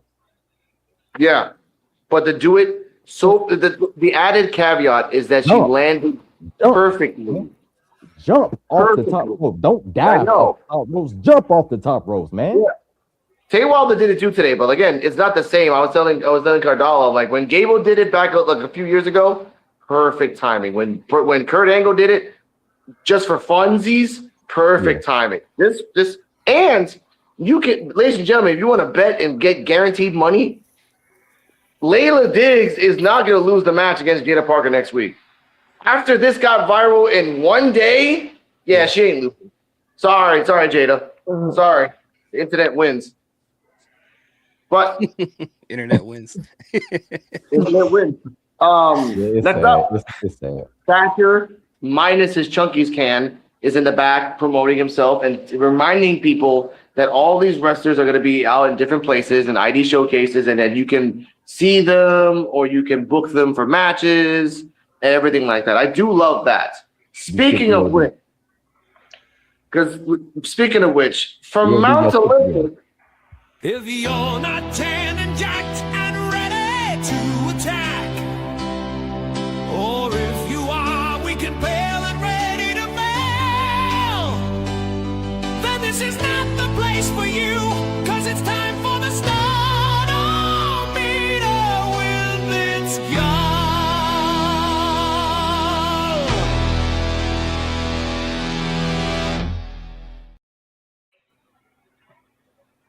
Now, since Shauna's new here, we have to explain what the studometer is. It's basically back in the beginning of Evolve. He would always do studometers, sometimes on Evolve and sometimes on Instagram and Twitter. Now, the lowest score is 1.5, which is Peter Rosenberg. He'll always lie saying that's higher, but it's not. He is 1.5 and it's 1 point under Otis. I want to put that out there. Now, ladies and gentlemen, apparently It's Gall has a crew. Apparently It's Gall has a trios. And apparently this is a music video. Your discretion is advised? Question mark? It takes two to tango. But free some to be some. Oh yeah. Hit the music, dummies. Yo. Let's go. Look at slime season, man, you're the thick edition. We'll jack her together, stays in mint condition. You boys claim the fame, but you never went viral. We didn't expect it of you 40 milers. Yeah, out of shape, out of breath, out of your mind. While we the stars leaving you dummies behind. You're bail, you're ready to fail. We got the power of friendship, and we're gonna send you out by a box. Like, man. Cause nobody's better than Jacker together. Nobody's better than Jacker together. May 30th, it's over. Out of pretty ferocious based on me. Oh yeah. Let's go. Mint condition. Let's go. What? Bro, is that the cap cut auto tune that they use? Yeah, it sounds like it. Yeah. Now, Andy Melnunkus. we're Oh my gonna talk God. we're gonna talk about this next week. We're gonna talk about this next week. It'll take about another half an hour if we dissected what we just watched. True. So let's just go on to the next match. Yeah. Which is CJ Valor versus Chaz Starboy Hall. GJ Valor's in the back with the Mog Squad. They say, look, you're doing good. You know who's also not funny? It's Gall. That's why I brought up the It's Gall studometer. They say that, no one's booked tonight. Max Abrams and Jakari Ball say, well, Aaron Work is booked tonight, and they both look at each other like kind of sinisterly. But that's all they say. I want to add that for later. CJ Valor says, look, I got Starboy. I got him. Don't worry about him. Like you go to your tanning beds and have fun. Mob Squad say, all right, cool, man. You have fun. I did like CJ Valor's side armor. It was really freaking cool. That was really freaking cool. I'm telling you, if it was a little bit more longer, it would like look more regal. So I want to put that out there. Match starts. CJ Valor versus Starboy. This was experience versus power. Starboy kept jumping around CJ Valor. CJ Valor, when he finally caught him, would just throw him like a rag doll.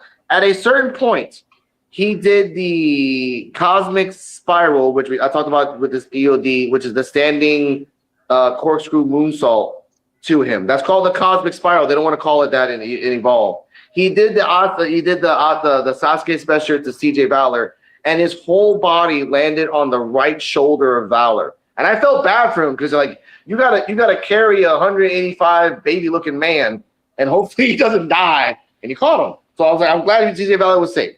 Sad. I'm really glad he was safe.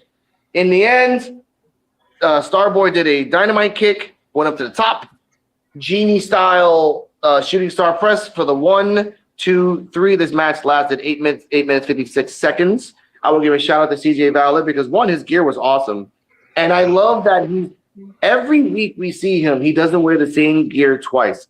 I saw a movie with Invisible Woman called Quiz Lady, and the Will Ferrell character had bow ties, and every bow tie was different every single day. If you give me gear every week that's different, CJ Valor, you're going to be freaking top notch. Because then everyone's like, oh, this is the guy who never had the same gear twice. That's pretty cool. But Starboy, again, we talk about Starboy when his first promo in Evolve sounded like he came from Vietnam. I was in 12 years. I was in Japan. I was in GCW. I'm like, okay, yeah, we get it. We get it. You were in war. You survived. Damn. So, Shauna, your thoughts on the match and thoughts? First also shout out to CJ for winning the PCW championship. So shouts for picking that up. So I enjoyed it. I like Starboy too. I love CJ's great. I love the whole Mog Squad. I actually, this Gen Xer had to pull out the Urban Dictionary to figure out what they were meaning because I was convinced it was Final Fantasy related. So I was like, I get the reference. I get it. and I was like, what? Yeah. So on the way back from the ID showcase, because they were all there and they just kept saying they were mogging everybody. I was like, I need an Urban Dictionary for this one. I thought it was great. I really thought with the momentum that they have with the Mog Squad that CJ was going to pick up the win because of that. And with Starboy having the ID, I was like, we got to give, that friction there. I enjoyed it. I like to make the joke that when CJ pulled, not CJ, but when Starboy pulls down the straps, I was like, there's the end of the match. It's coming. But I liked it. CJ, I think the whole Mog Squad thing is going to be great. And I think he does really well that he can do on his own without the Mog Squad and be a part of the Mog Squad too, which is always a great thing when you're not just defined by the group, but you can stand out on your own. I enjoyed it, and Starboy getting the win, I was, like I said, I was really shocked. I thought since the momentum, they were going to give it to CJ on that. Oh yeah. Fun fact, by the way. Mr. Invisible and EOD, before they came up with the name of the faction, they called them the Mog Squad first on this podcast. Damn right. For real. Now, Terrell, come in a little closer. You sound like you have a towel over your face. Can you hear me now? Yes. Okay.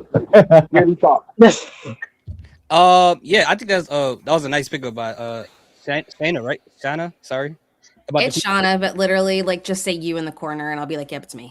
Oh, I can't call you that. We don't do that here. That sounds crazy. If I say a woman, you in the corner, that sounds really crazy. I don't want to do that. But that's a good point out about him winning the PCW championship. Like that I love that for him. But as Alex said, the gear with the metal wings, I think that looked really amazing. I'm just like, whenever he goes to the main roster and he's like in a WrestleMania, I can only imagine how that would look with so much money behind it. It's gonna look crazy, and I cannot wait to see it.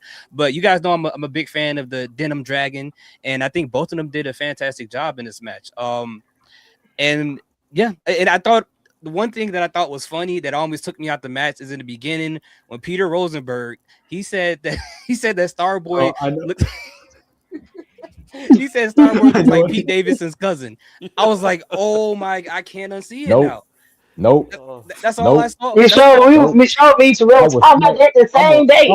If I ever meet Blake Howard, I will punch him in his mouth for saying that. That dude is not another doggone Pete Davidson, man. It's true though. It's there. It is there.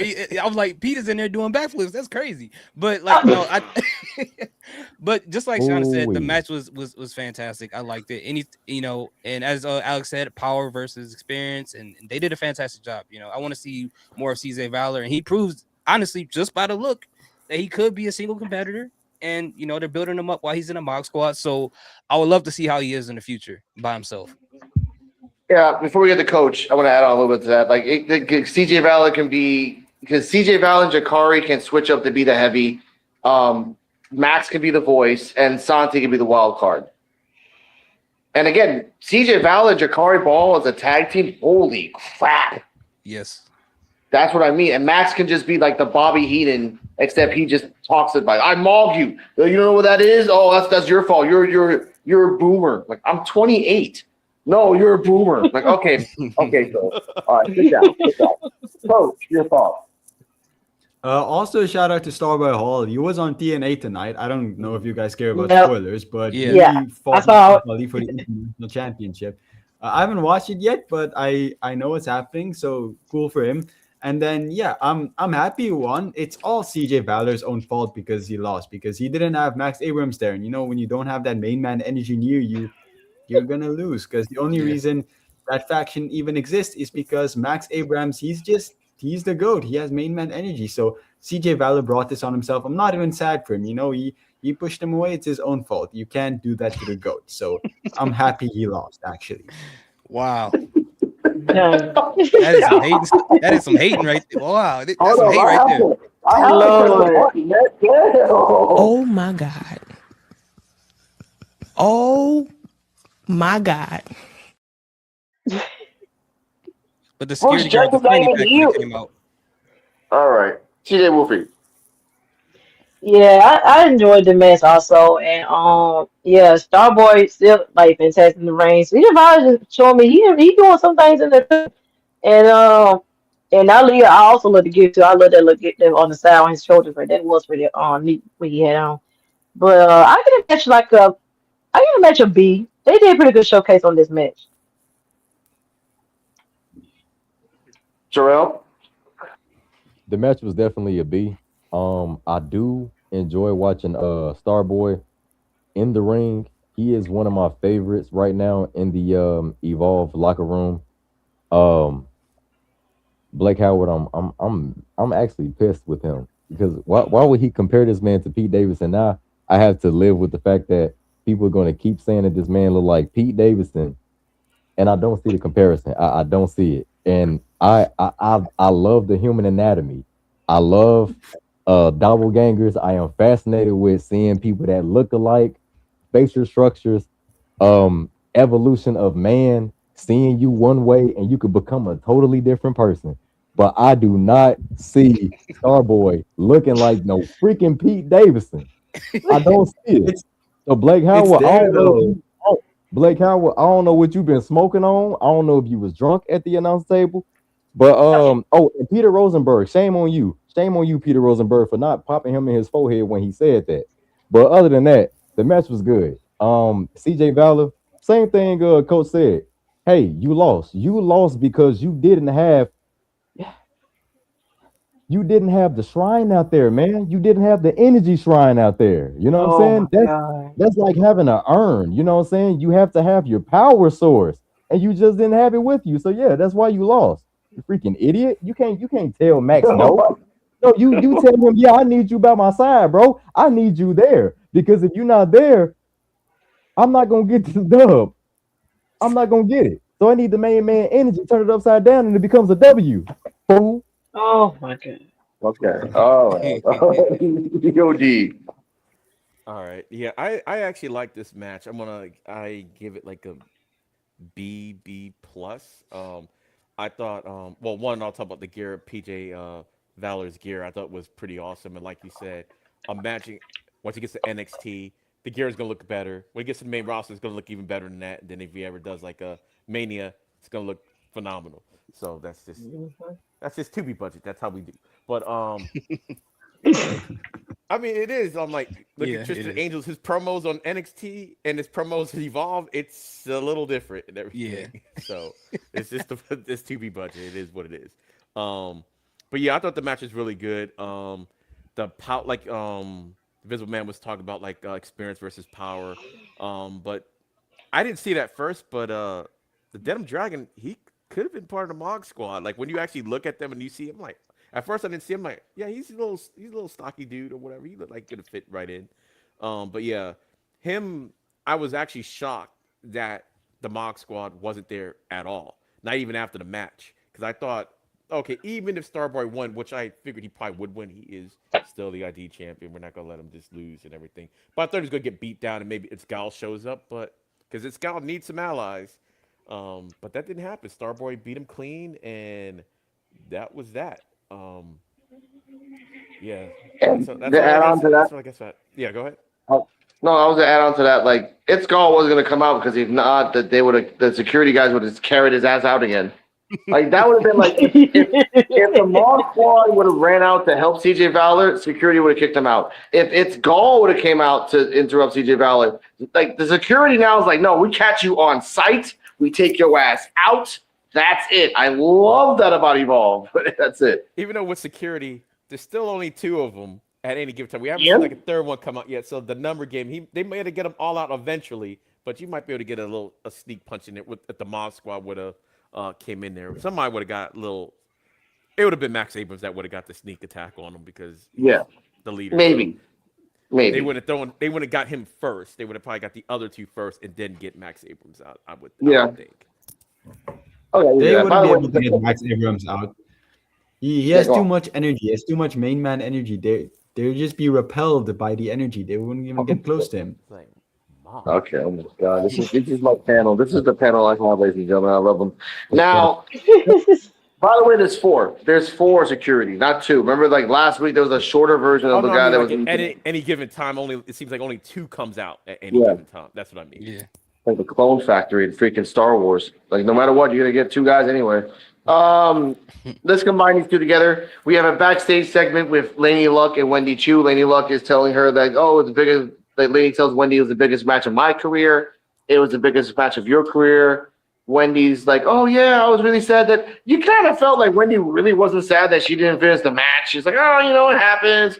But you know what's bothering me? Nikita Lyons and Sloan Jacobs with all these sneak attacks. Mind you, Wendy, it wasn't plural, it was singular. She only attacked you one time. There's not a sneak attack. It's a sneak attack. So you know what? I'm gonna talk to Thatcher, and we're gonna do a freaking tag team match next week. We cut to Sloan Jacobs and Nikita talking in the back. Nikita tells Sloan while you're on your phone, like, "Oh, I'm just buying a whole bunch of tissues. So when we have the tag match next week against Nikita, against Wendy and Lena, they're gonna cry." And Nikita, which I'm sorry, Nikita.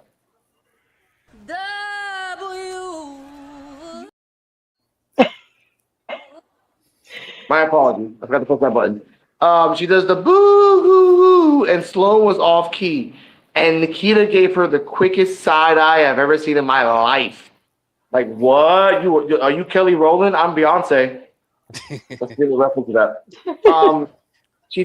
Sloan tells her, look, I'm gonna get the match ready. So next week it's gonna be you and me against Lainey and Wendy. So, Shauna, your thoughts on both these promos and predictions. Who wins next week?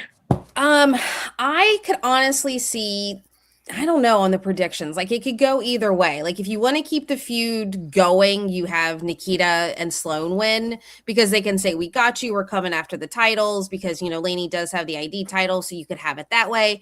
If you want to just kind of have it as a one-off, then I think you have Wendy and Lainey win so they can go on and potentially have their match again for the title. I've been liking the backstage promos with the two of them. It's just kind of been like this mean girl locker room energy. So I've liked it. So it's not too over the top. It's not, you know, too underdone. It just kind of feels like what you would get in the locker room between them. So I think it just depends on where the story goes. It could go either way. Okay, that actually does make sense. And to add on to that, again, Nikita did say, I like once we get in the ring, I'm going to pin you so I can get, and it could be a factor that whoever pins Wendy is the factor of next week's match. So it could be Sloan that pins her, Nikita gets mad, or Nikita kind of pins her in a weird way, but there's a little factor. Healy's thoughts, your thoughts on this, and you can add on to that.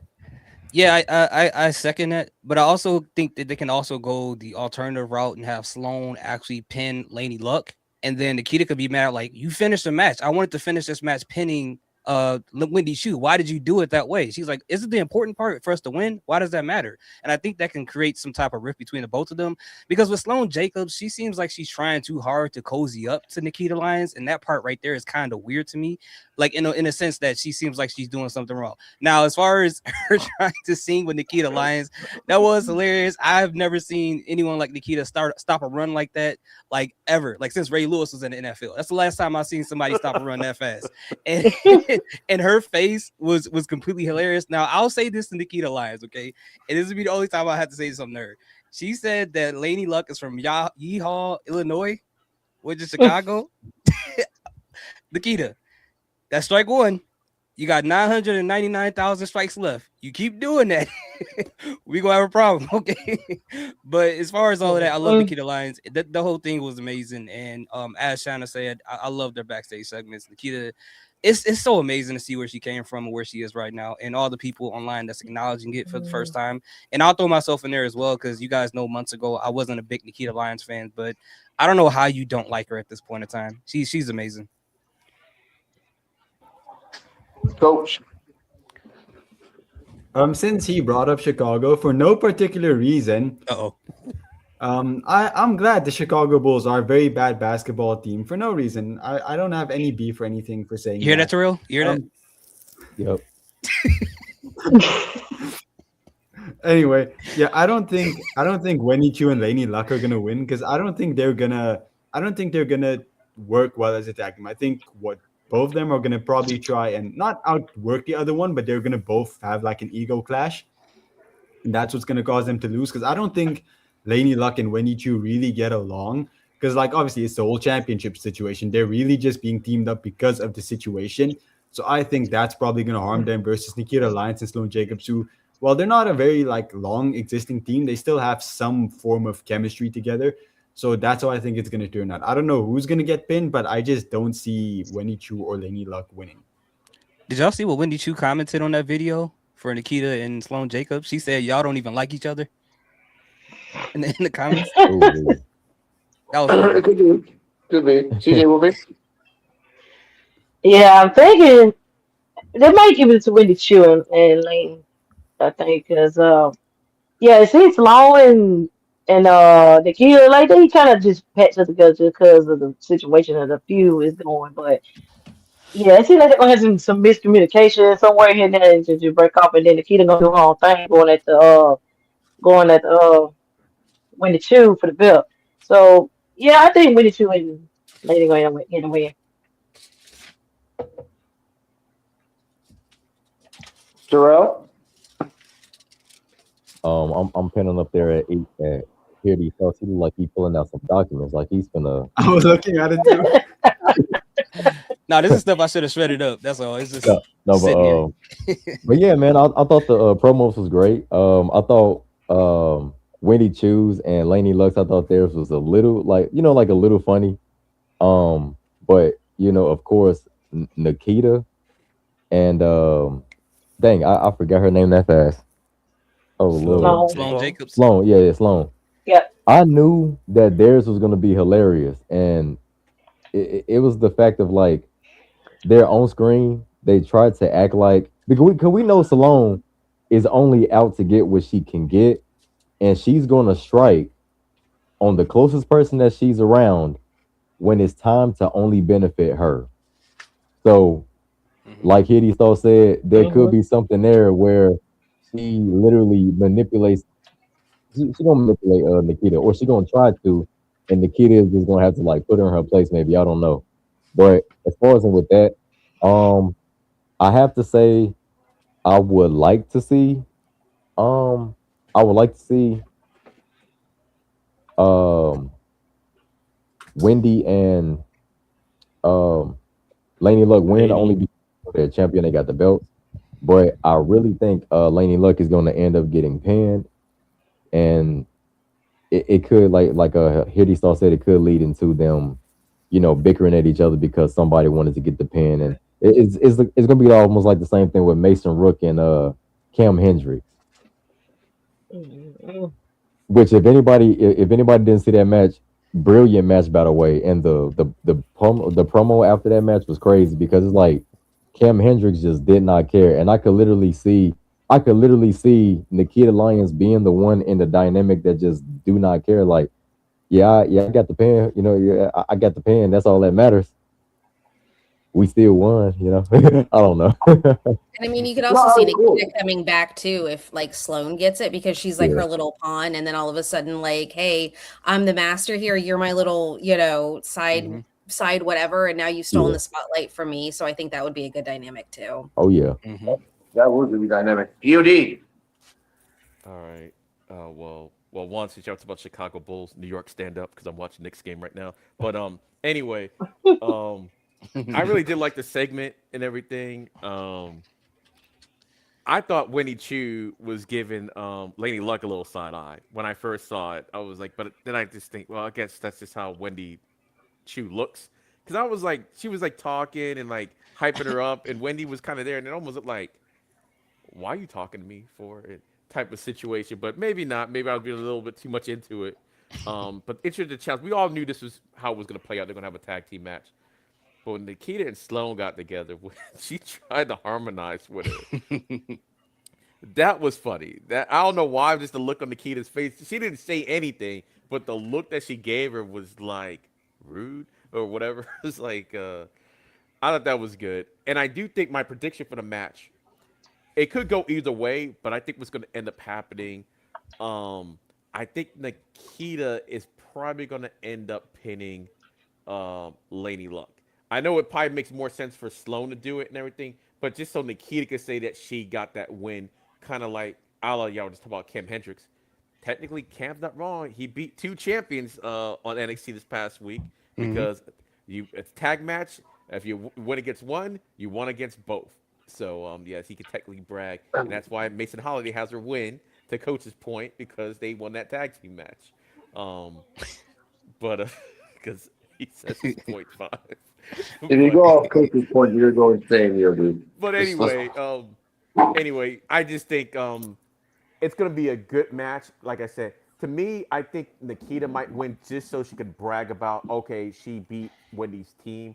It could go the other way. We're still gonna get the Nikita winning 2 match at some point anyway, regardless. But I think it might be better for her for bragging rights to say, oh yeah, I beat you, so that way Wendy Chu could be like, well, maybe you didn't beat me, or it could be, you never know, Nikita might beat pin Wendy, because Evolve is a little bit different than the main roster. Sometimes we do things that's a little bit more surprising or makes even more sense. Like now, then she could really brag if she was the one that pinned Wendy, regardless of how it happens. Like, I don't know, belt to the head, cheer to the face, however it happens. If she pins her, she can still brag about that. So that's why I think the bad guys are going to end up winning next week. But as always, I could be wrong. Oh, yeah, I get that. Like, I still feel that I hope they extend the Nikita thing to Succession. I don't know when Succession is because they never tell us anyway. It's always random.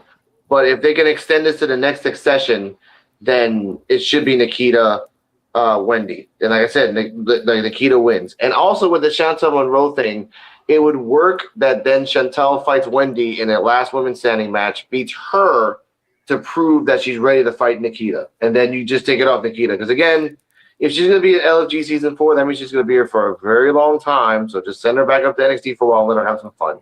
Speaking of fun, contract signing with Tristan Angels and Aaron Work.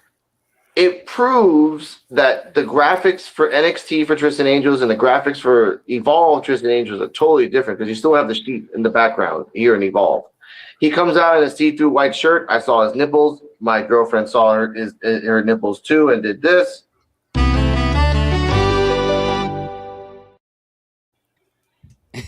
like this. I love my girlfriend. He goes into the ring. Stands like Chewy's there, by the way. I'm not even going to talk about Lego head Chewy Martinez. Fix your hair, sir. If you're not going to wear a hat in the middle of the ring, go find a shower, fix your head, fix your hair. Because if honestly, he introduces Tristan Angels, and Aaron Rourke comes out, no makeup, and we talked about this in the room with him. Like they toned him down for the sense. He still wears his clothes, and he's very flamboyant, but he doesn't wear the sparkle stuff anymore, which I feel sad. The contract signing goes as follows. Tristan Angels tells Aaron Rourke, the only reason you won in Evolve out of nowhere is because I wasn't here. And the fact that I'm here now, I'm taking away from you. Aaron Rourke retorts. And by the way, Tristan Angel says, I don't understand the whole hand clapping thing that everyone does and people are doing it in the crowd with the 2 fingers. Chewy Martinez tried to do it, and he just did I don't want to show it on camera, but it's not the way that you think he did it, sir. Aaron Rourke tells Aaron Rourke tells Tristan Angels, so you're Mr. England, huh? He's like, yeah. And apparently someone in the crowd really doesn't like Tristan Angels. England, huh? Yes. Really? I guess that's cute. And it kept going, and they showed it in a second. Tristan Angels was looking at the woman, and the woman was looking at him, and she's like, "Oh no!" I'm like, "Wow." They start getting Aaron Rourke told Tristan Angels, like, you spend Evolve so much money because every time you pass by a mirror, it just breaks. They start doing the ugly chants, and I'm saying, if you want a title, I'll call myself Mr. Evolve. You're ugly, Tristan Angels, because on the inside you don't help people, you don't elevate people. That's why you're ugly. And they started fighting back and forth. Security comes in, not Tiffany Stratton's boyfriend, but I guess a clone of him, and the beard guy. He's the one that he's in NXT house shows. He wears like a gray afro, like a silver gray afro. I don't know where he is. His name. It's like it starts with a V. Oh, that's him. That's him. Yeah. There's Oh, you've seen the pictures, right? It's really weird. like a wig kind of looking thing. Yeah. Yeah. Shout out to Ashley Royalty. Hello, everybody. Yo. Thank you. Then Kristen Angel's like, I'm going to punch Aaron Rourke. Security look at each other and say, oh shit, I forgot. We get paid to beat people up? Yeah, sure. So they push him off and push him outside. Now, this is something, I love you bringing this up. This is kind of like a one-shot thing. As Tristan Angels is arguing with security, they pan to outside. Chewy's outside talking to Harlem Lewis. Harlem tells Aaron Rourke, hey, I have nothing against you right now. We'll have our day one day. Aaron Rourke blows him a kiss, goes inside. Harlem Lewis tells him, look, Braxton Cole, you better have all that money because you're gonna need that for the plastic surgery after I bust your face up. Chewy Martinez then pans to the left and hello, Elijah Holyfield? Welcome to Evolve. Hey! Oh, what are you doing here? Oh, I don't want to talk about it right now. I'm here to have fun. That's all I want to do. As this is happening, Tristan Angels is still arguing with security. Aaron Rourke is still talking trash. Braxton Cole is eyeing down Aaron Rourke, and Elijah Holyfield is eyeing down Aaron Rourke. One shot, ladies and gentlemen. Shauna, your thoughts on the contract signing and everything else? So contract signings, which I like to call it chaos signings because they never end well. I thought it was really good. I know Tristan's not winning. He's in NXT. He's got that program he's doing with Shiloh. Aaron's definitely retaining for this match. And I will say Tristan's presentation on NXT much better than it is on Evolve. But Tristan's not winning. As soon as he won, I was like, what are you doing? He's going to go face Shiloh. They've got a thing going on for Mr. NXT right now. And I just thought the other stuff, like in the middle of the contract signing, was kind of weird in the middle of it. I was like, why are we panning? What are we doing? Elijah Holyfield, is that going to be his name? Is he not going to get a new name? Why are we talking Braxton Cole? So I thought it kind of took away from that moment with Aaron and Tristan to really build up, because those contract signings are always like a great storyteller. They're always what hype up the match. They set the tone. And I feel it was a disservice to Aaron and Tristan with all of that other stuff going on. So it's going to be interesting to see how it does play out next week and those little pop-ups, how they come out. And Elijah Holyfield, it just makes me wonder, is he going to come over as Elijah Holyfield, or are they going to give him a new name, or are they going to let him keep his name? The answer to that, before we get to hear these thoughts, that would be the dumbest thing ever if they ever changed his name. They did that to Jamar Hampton during the show. They've done that to every single person that comes to Evolve. My name is this, and then halfway through the show, now my name is this. And it's quite ridiculous. They literally had a whole on-screen thing for Max Abrams. They literally did a whole presentation for it. got changed. The Jamar Hampton thing always got me fucking pissed off. But the fact that for Elijah Holyfield, if you want eyes to be on that show, it has to be Holyfield. It has to be that name, because it's not, oh yeah, he was Elijah Holyfield. Now he's 2 syllables and another syllable. No, thank you. I'm done with that. Hollywood. Yeah. No, thank you. Oh my God, he probably would do that too. Here are these thoughts. Your thoughts on the contract signing and the one panel camera angle of everything, and Chewy being there just because he's just Chewy. I have to second on what Shauna is saying. First and foremost, whoever that lady was in the crowd, she, like you said, she does not like Tristan Angel, and Tristan knows exactly who that person is. Because even during the time that Aaron Rourke was cutting his part of the promo, Tristan was literally arguing back and forth with that person in the crowd. He was not paying attention. Aaron Rourke even had to tell him, hey, Blondie, look this way. I'm talking to you. And then he turns back around and then argues with that person out there again, going back and forth with them. I'm like Shauna said, this is different than when he is on NXT. This looked a little unprofessional. I think this was on LFG. They would have chewed him up for doing something like that. Now, as far as Aaron Rourke's part of it, of course, Aaron Rourke is great.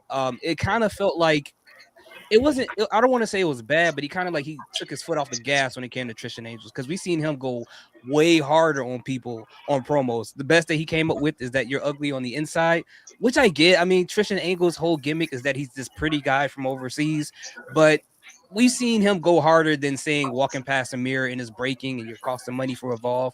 So Man, for real. you know, yeah, we seen him go way harder than that. But just and one more time, just to try to say it again, with the whole thing with Harlan Lewis coming out and just talking about somebody that's not even out there, it just seemed like that could have been its own video package, or that could have been included with the thing with Thatcher backstage. That could have happened back there, and we could have got it from that. And then Elijah Holyfield getting added into it. It was just so much stuff taken away from the most prestigious championship for the men in Evolve, all happening all at the same time. It was like one big distraction happening at one time. But I think overall, I think it was pretty cool, but it could have been executed a little bit better in my personal opinion. Okay. Before we get to coach, yeah, I remember this show was 47 minutes. I don't know why they cut this part out. They just like they added everything. I don't like that. I agree with that completely.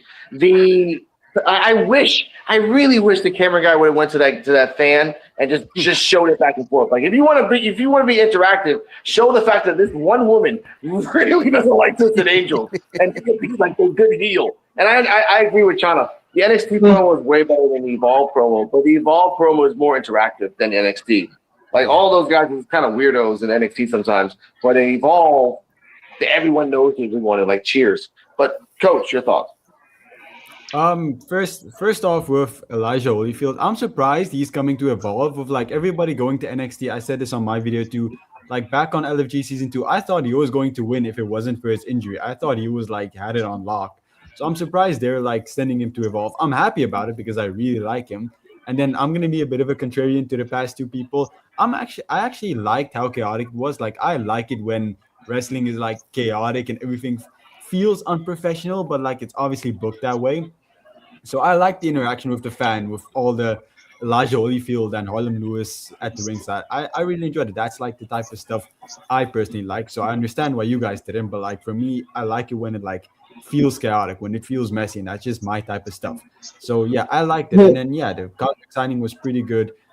I just miss old Aaron Rourke with all the sparkles and stuff. It really feels like they've like what would you call it? Like toned him down. I don't like that. I think he looked a lot more intimidating with like the eye contacts and the glitter and stuff. It just looked a whole lot better. So yeah. He was really toned down this past weekend. Like his robe was fabulous. I mean, he was phenomenal. I when I spoke with him and stuff, but he was really toned down on the ID showcase too, which I was really shocked about because I was like, this is the showcase for ID. I'm surprised you're not coming out in full glory. So I was really shocked. He did have the contacts, but he really didn't have any face paint on or makeup on at all this weekend. Yeah, when I saw your interview with him, I noticed that. I was like, is that Aaron Rourke? And I had to look really close, and I'm like, he looks not in a bad way. He looks really normal, given what he actually wears with the face paint and everything like that. Yeah, and it's really sad that like if maybe it's a company decision like, hey, tone it down for like the general audience. Like, no, fuck that shit. If you do the booty shakers for Lola Vice, why can't you have the glitter face for a guy? Literally, everybody was shouting Dime, and Evil Gay the whole match. So everybody that there wanted it. Like they wanted it. And then when he came out, it was like, you're not your main match. You're the Evolve champion. This is the ID showcase. Like, be in your full glory, dude. Yeah, and he just looks a lot more intimidating. Like that yellow eye contacts that he had, or what color was it? It just looks a lot more scary when you're facing him because now he kind of looks plain. He kind of looks average, and that's fine. There's nothing wrong with it. But like his whole getup, his whole face paint, everything, it just looked a lot more scary to face as an opponent. Yeah, I agree completely. James, you're talking about that signing. Yeah, I like the contract signing, and the fan reaction to it was crazy. It was funny too, and yeah, I think Eric going to retaining the title because Tristan Angels already got something going on NXT currently right now, so that's Eric going to retain it. And Harlem he said he's still trying to get that title from the Evolve title. He still want that title, so he's still gunning for it. And it's nice to see Elijah up and appearing on Evolve now. Which I wish he did kind of put it on NXT, that dude, but he's just still trying to get his feet wet, wet up or Evolve before he step up over there. So it's nice to see him on there. And I can't wait to see how he gonna do on Evolve. Okay, Terrell. I thought the contract signing was amazing. Of course, we had Chewy once again out there doing his thing, being a unprofessional interviewer, and y'all know how I feel about interviewers that are unprofessional. Cam Newton.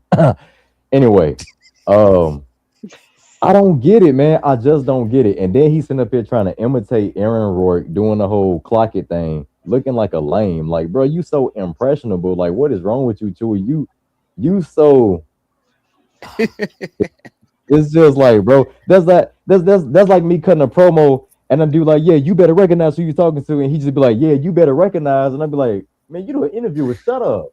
You a mediator, be quiet. That's the few times when Byron Saxton showed up. I'm like, it's Byron. This is amazing. Yeah. Yeah. Well, we know what Chewy was. Chewy was getting ready for WrestleMania weekend. So we know he had bigger shoes to fill. But Byron Saxton, I like Byron Saxton as an interviewer. He's way more professional than this guy is. Like, I don't know, he needs some like seriousness about him or something. I don't know what it is, but anyway. Chewy trying to be Michael Cole and Lil Yachty at the same time. Yeah, that's what I'm saying. Like, man, Chewy, be quiet. But anyway, that's why I probably got chaotic, because they was like, well, he ain't a professional, so shoot, we could just act crazy. But I like Tristan Angel, man. Tristan Angel is so dope. I love his character work. I love the way that he comes off. One of his influencers is actually one of my favorite technical wrestlers of all time, William Regal. Yes, that's my dude. That's my favorite technical wrestler. That's my guy. Second in line is Dean Malenko. We already know this. But anyway, so it was pretty dope. I love Tristan Angel. I love the stuff that he's doing on NXT, but this is Evolve. So with Aaron Rourke, I think it's going to be a really good match. It's going to be a good back and forth match. We know Aaron Rourke is going to retain. Hopefully he retains. Unless they could do something in this timeline where something changed. But Aaron Rourke, I do feel bad for him, only because they are slick watering him down. You know what I'm saying? And I always compared him to a JoJo Bizarre character. Imagine JoJo Bizarre becoming a family-friendly TV show. Yeah, that fan base is gonna be like, "What the heck is going on right now? Like, what is this? What happened to all the? What happened to all the the crazy stuff that be going on? Like, what are we doing?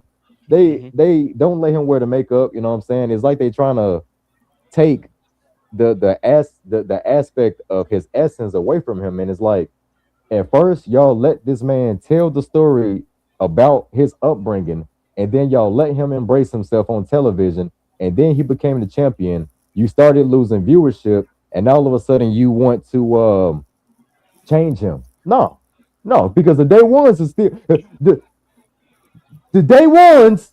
We still here. You don't change nothing. Yep. And as far as with him talking about the mirrors cracking and Tristan Angels walking past the mirrors cracking. Shame on you, Aaron Roy. You don't insult that man like that. Shame on you. Then you had a doggone man in the crowd talking about he called you ugly. Like, bro, come on now. Y'all wrong for that. There's a lot more. There's a lot more work friends. Like, I literally forgot what happened after that because I was killing myself laughing when the dude said he called you ugly. That's Drew McIntyre. Like, who is that? Is that Drew? That was kind of funny. EOD. Yeah. Well, I'll start off first by saying, because on the panel, like, I really don't got a problem with Chewy, but when this came up, when it's the interview, I don't know why. I was not expecting him to be the interviewer. Or the person to conduct the contract signing. I don't know why I thought that. I just wasn't thinking it. So I'm like watching. Oh, he had a contract signing coming up, and then I just saw Chewy show up on the screen. And I was like, oh, okay. I don't know why. I just thought it was gonna be like Byron, because it felt like a big deal. I forgot. Yeah, okay, it does make sense. It would be him or even Thatcher. But I was like, okay, it kind of took me out a little bit. So I was like, oh, all right. And I don't think he did a good job at doing it. Like, really, all he had to kind of say was like, all right, here's the contract for you to sign, But he kept ad-libbing and everything. I'm like, I don't know. I wasn't feeling it this time. Like, so so I'm Real, fair man. and everything because I know y'all get a kick out. It's like he never says anything about Chewie. But I'm like, this Tristan time I'm like, Angels, Tristan Angels, I will beat you. Yeah, that's right. Yup. he's like, all right, all up in the video. But I thought the segment between the two of them was good. And y'all know Tristan Angel's my guy. He's my guy now. I don't know what it is. And like I said before, to be budget because we saw his outfit on NXT, we saw his outfit on Evolve. It's like it was kind of the same, but just more or better material, whatever the case may be. So it was like so we see the we see what money gets you and everything. But you're here on Tubi, the land of well, Tubi. It's like me paying for it or something. But Yeah. yeah, I didn't know what y'all. I remember y'all were talking about Aaron Brooke being toned down. I didn't really get it at first until I kind of saw the contract sign. I'm like, yeah, he does look a little like different and everything. He's like still the same, but it's just different. And I did like the promo. Nathan was talking about, or Tristan Angels was talking about how if I was here, you got lucky. Like I respect you or whatever, blah blah blah. But you got lucky because if I was here, you wouldn't have gotten a championship. I did like all of that. I did like the fan participation during this segment, and Aaron Roy, and what they would call him ugly and stuff like that. I'm like, y'all wilding out tonight. Oh yeah, the lady there. With that lady in the background. Yeah, I'm like, it was good. It made something too, and I like the fact that Aaron always, whenever they do something in the crowd, he always acknowledges it and everything, and then rolls with it. So he doesn't like just kind of pretend like he didn't hear it or anything like that. He's like, okay, and I think that makes him even more emboldened to get part of the act. But I thought that was fine, and then we had Harlan Lewis come out. I was like, why are you here and everything? But I'm like, all right, it made sense why he was there. It's like, okay, reminding everybody that, okay, he's still not done with Aaron Rourke yet, but right now he's going to face Braxton Cole, which really, they didn't have to do it right then and there. And as I was saying on the Evolve effect, Harlan Lewis just needs bullet points. Because it feels like someone's writing his script and he's trying to do it. He is good on Instagram cutting down Aaron Rourke and everything. So he can cut a promo. He's like kind of like Roman was. Roman, whatever they tell him to read wasn't it and everything. Just give him the bullet points. Let him come up with his own variation. Okay, we need to get this point across, and then let him just get the point across somehow in his own way. And I think it'll come out like a lot better. Because the line where he's like, "Oh yeah, he's gonna you need a plastic surgeon to fix him." I'm like, I don't know. It just felt forced to me. It didn't feel like authentic to Harlan Lewis. And then what else happened? We all hell was breaking out. Elijah Hollywood. Holyfield. Holyfield sighting was there, and I was gonna say, unlike I kind of agree with Coach. I did like how everything was going around. At first, when I heard the segment wasn't main eventing it, I was like, why is that? Huh? It always supposed to close out the show, but I'm like, in this instance, it made sense why they put it here instead of the main event to me. And if y'all familiar with the old X-Men cartoon, the Dark Phoenix saga, like part 2, when they're fighting on Mur Island, you had fights in the foreground, the middle, and the background. That's what this felt like to me, like just the cinematography of it all. I really liked. It's like, oh, it's different for like Evolve. You got something going over here, while something completely different over here, and they're not part of the same storyline. So I did like all of that. But yeah, overall, I thought this was I liked it. I thought it was really well put together. Just the way the cameras was moving around, seeing everything at one point. And yeah, it would have been weird if this was to be the thing that ends the show. So I'm glad now it made sense. It gave me trust. So I'm like, now after it put together, I'm like, oh, it makes sense why this is here and why the main event is the main event and everything. So yeah. Can I add something else? Of course. Just before the show ends, the interactions with the fans, even though I know it probably went against the book, honestly and truthfully, it really did feel like a indie show, because with the wrestlers at indie shows, they're not afraid to express themselves, especially when you got somebody in the crowd, antagonizing them. You know what I'm saying? So like me, Chelsea, my mom, for example, we went to an indie show here in town. One of my good friends, one of my good buddies, man, we've been friends for a long time. He invited us to a show, and there was like this real big dude. He was big, like really, really big. And he was the heel in the group. He had his girlfriend, or I think his wife, with him. And of course, he's the heel. And I was talking crap. Everybody was talking crap. He literally pointed me out. He literally pointed me out. CJ, and she was like, "Oh my god, like." And I was like, "Man, like, bro, I hope you lose. Like, you ain't nothing up in there." And he was like, "Who you think you're talking to?" Like on the ropes, like, "Who you think you're talking to?" And like his girl came over, like walked over to where we were, and like, "You better start running your mouth at my man. You ain't about nothing. You ain't gonna do nothing." I stood up, "Sit your butt back down. You better sit your butt back down. You ain't gonna hit a woman." I was like, "Whoa, Oh my god. It was fun though, and I love indie shows. They're so interactive. Yeah, I respect that. Shout out to indie shows. Let's see everyone have some more of those. I wanted to add before we get to the main event. We're going past 2 hours. It's fine. The fact that if it was not Chewy but Thatcher, and when the security guys would have beat up Tristan Angels, the added bonus is that they looked at Thatcher and Thatcher gave him the thumbs up, like "good job." Like that would have been even better than what would have happened with just Chewy being there doing nothing. And he did ask Elijah Holyfield, "What are you doing here, man? What's your plans here in Evolve?" And then Elijah didn't answer.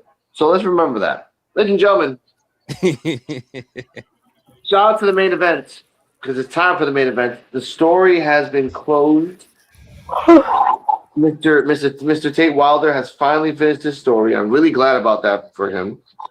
In the end, this match was based on anger, but also just being crafty. Cam Hendricks comes out. He does the hand gestures. And I said this on the Evolve effect. He did the but then someone else in the crowd did it a lot longer than him, so it trailed off. Someone's like, I'm like, okay. He goes in the ring, and Tate Wilder comes in his sweater jacket that has a hole in it. One hole, not two, just one. Goes into the ring. This match was announced by Mike Rome, and rightfully so, was the main event of a good story. Match lasted to the end of the show. I will say that there was a lot back and forth. These guys, as Terrell said, these guys can work magic together. In LFG, they had a great match. Here, they can have 100 matches until the end of time, and they can work together. Shout out to Rams fan. Hello, Rams fan. And what's up? Tate Wilder did a moonsault, kind of like Layla Diggs, not like her because he's nothing like Layla Diggs.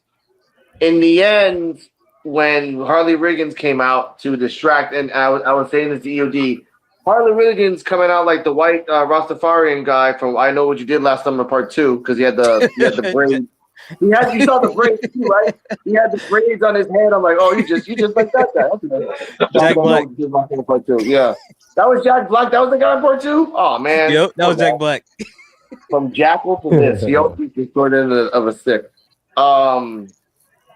He was about to jump in. Romeo Moreno does like a sniper kick out of nowhere to Riggins.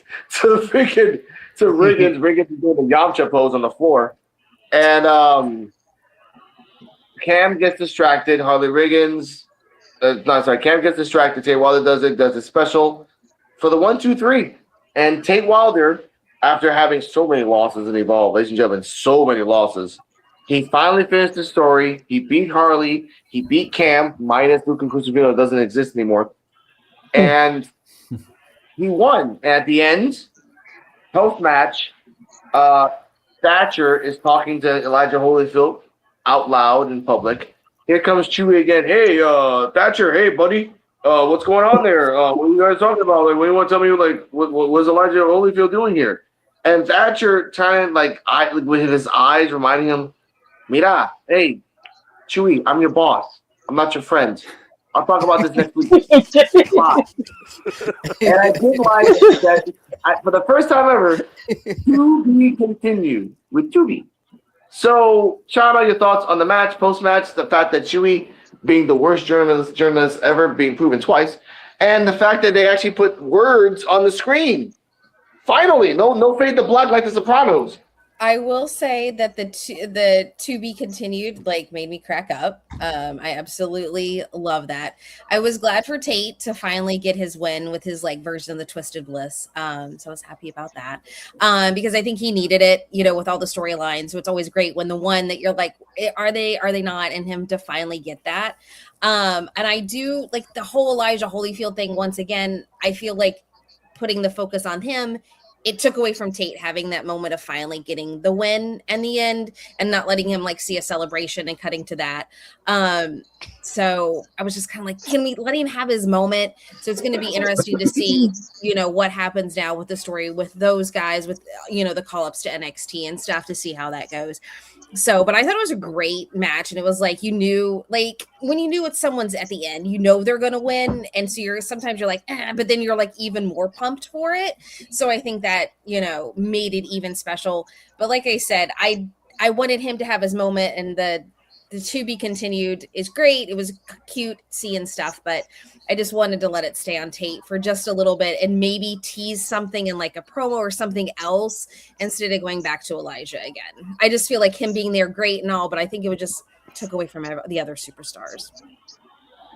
I agree completely. It should have been like a looming shot of Cam looking down at Harley Riggins and being disappointed, because that would have ended the next episode, which is the last set of tapings. And then you could have like left Harley Riggins to destroyed Cam, but that could happen next week. Hear these thoughts.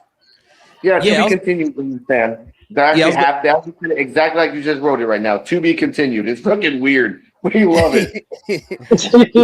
That's exactly what I was gonna say. I was like, if they wanted to go super cheesy, just put the 2B logo there and put continued. That would have just been the icing on the 2B tape or 2B cake. But yeah, as far as the match it goes, I agree with Shauna. Like with them keep focusing on Holyfield.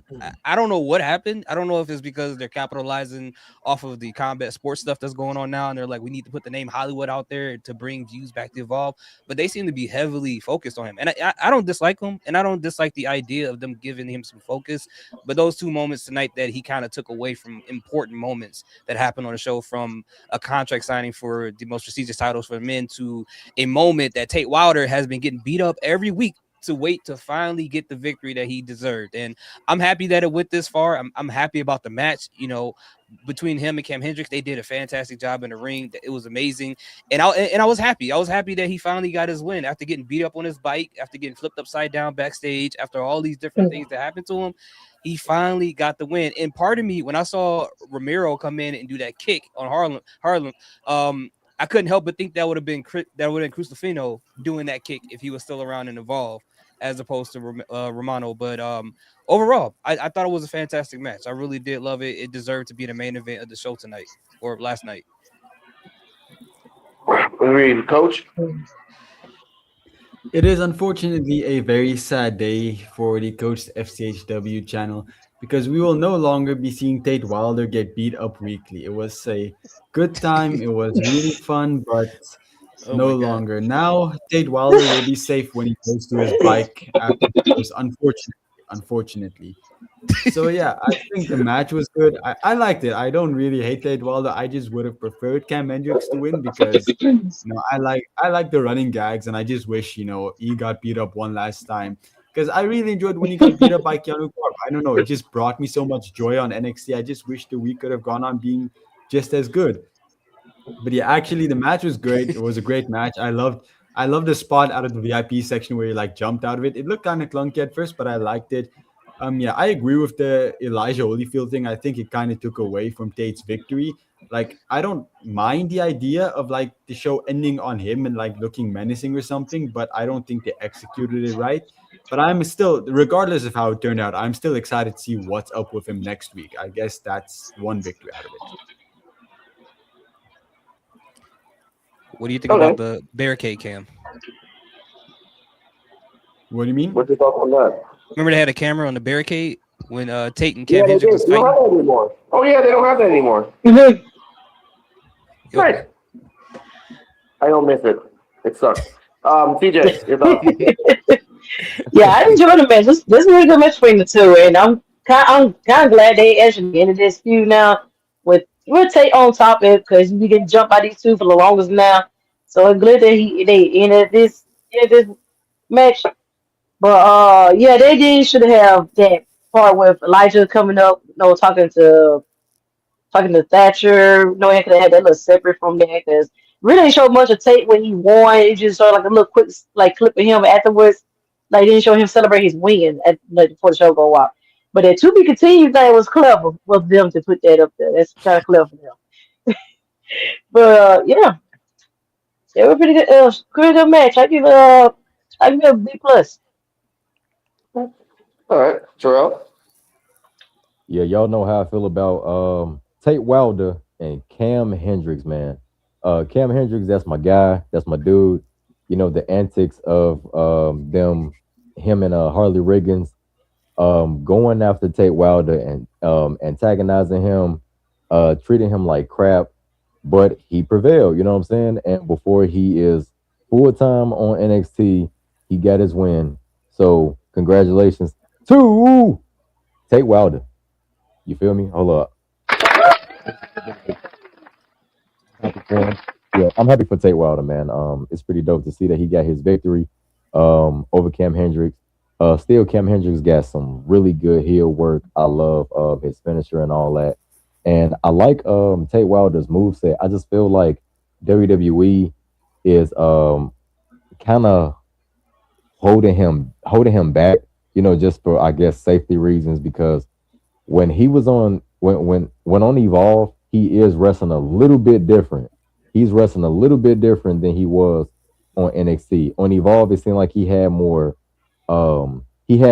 freedom to try and do daredevil things. But it's like on NXT, they kind of like want him to play it safe a little bit. But other than that, Evander Holyfield, well, I mean not Evander, Elijah Holyfield. I hope they keep his name the way that it is. The contract signing, I do feel like that was a misplacement. Maybe they could have had him like come at the tail end of the show, have people talk about it. Oh my God, like, you know, Holyfield, he showed up at the end of the show, like, so that way it wouldn't take away from the actual contract signing between Aaron Rourke and Tristan Angel. And before I'm done, Tate Wilder. Take the speed belts and just break them, so that way y'all can have a hardcore title on NXT. Come on, man. Come on, that's all we need. Come on, man. All right, DOD. All right. Well, two things before I get to all this. While we've been on air, Oscar posted an update on her YouTube channel, so just to update what's going on. And two, New York Knicks won. All right, but for this match, New York Knicks.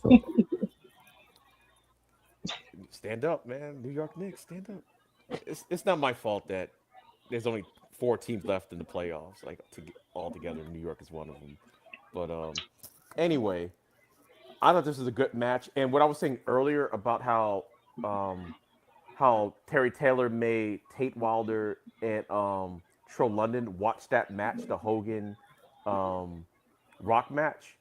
This felt like it had like a story to it where it's like, okay, these guys, I'm not saying it's as great as that match, but the storytelling elements of it was in this match. At one point they were locking horns with each other off the mat, you know, face to face, and they both just fell as they just showed just how exhausted they were trying to kill each other in the ring. Evolve just have story elements, period. Yeah, and so I really like that. And going into the show, I didn't know this match was on the show at all until I saw the opening of it. I was like, oh, they're actually gonna finish the Cam and Tate Wilder story now. I didn't realize that Luca Crucifino was wiped out of existence till the Invisible Man brought it to my attention. I'm like, yeah, that's right, they didn't show him in there, but I'm like, really, how much of it were they really going to show in the first place? Not the tag team match. I mean, he didn't really do much in that match. But I think this was a good way of ending the story. And when Riggins showed up, when a Cam was pointing, I thought he was telling him like to get a chair or something. Not look out, Romeo's about to get you. So I think they did a good job with that spot. And like y'all said, someone said earlier that was probably going to be Luca Crucifino's spot at some point if he was still there, which makes sense. But overall, like I think the right person won. Tate, he finishes off his story. He finally gets to win over them, just to get beat up on NXT. I guess because I don't know what happened because his character is a little slightly different on NXT. It's my time, yeah, I guess. Um, but like I said earlier on the Evolve Effect too, I think Cam and Tate could be one of those feuds that can feud at every level. Like at some point when what if they don't have a storyline going on, Cam and taking feud on NXT? They get called into the main roster, maybe for the US title or something like that. They can feud at that point, kind of like The Rock and Stone Cold or The Rock and Triple H. Just every level, there's just that one guy you're going to feud with at all times. Right now, I think the closest we have to that is Seth and Roman. I think it's the equivalent of that right now, just because of the portrayal. But at every level, they've kind of had to feud with each other. So yeah, I thought the match was good, and like you were saying with the Holyfield thing, I get it, it being at the end, but what was I gonna say? I think they did the transition a little bit differently. Maybe if it was like a backstage segment, or like maybe he was leaving or going in the parking lot with the Holyfield thing, then maybe it might have came off a little bit better. Just to give a little shine on Tate Martin just a little bit, because I think this is going to be it for Cam and for Tate. Maybe they might show up next week, but I think this is pretty much the end of this story on Evolve, so they might not even show up next week. So, but overall, I give the match like a B plus. So. And if I click off, notice my phone died. Sorry, my 10%. All right, DJ. Thank you. Thank you. DJ, can you hear me? Oh, CJ, can Baby. you hear? Can you mute You your over mic? there rumbling Yeah. or something? Oh yeah. I'm sorry. I My do turn. Whatever. Chana, final ratings of the show, and tell us where they can find you. So I highly enjoyed the show. I'm gonna give it a B. I liked all of the matches. I just think the Holyfield thing just kind of was more of a distraction instead of just a segment. Him walking out of the office, you seeing him, because we did have that backstage segment with Thatcher. You know, it could have been in that moment. Could have been the thing. So I think that kind of just overall. But otherwise, I enjoyed it. I can't wait to see what happens next, and it'll be fun to see with these call-ups that are now on NXT, and we're past this round of tapings, how everything kind of moves forward from here. So I'm really looking forward to that. You can find me on TikTok, Instagram under Shauna Reads Horror. So I do wrestling content and I do horror book content. So if you're into that kind of thing, and mainly focusing right now on Evolve content as much as I can. So yeah, that's where I'm at, and that's me. And awesome. Hope you can come back for future episodes, because we're just crazier as we go along in life. I would love to come back anytime. Just say yo. I'll come back. Oh, cool. We'll see you next week. Too. All right. Oh yeah. What do you thought? Yeah, I would agree with her. I'll give it a B as well. Great matches. Holyfield thing was pretty distracting. One thing that I'm hopeful for is that Nikki Blackheart did debut in an NXT house show, so hopefully that means that maybe, just maybe, she can show up on Evolve. More than likely, she'll probably end up on NXT, but either way, I'm happy she's part of WWE, so she's one of my favorites in the independent scene. But overall, really great show. A little bit of distractions there, but, you know, not everything's going to be perfect, you know, when it comes to wrestling, so I loved it. Okay. Coach?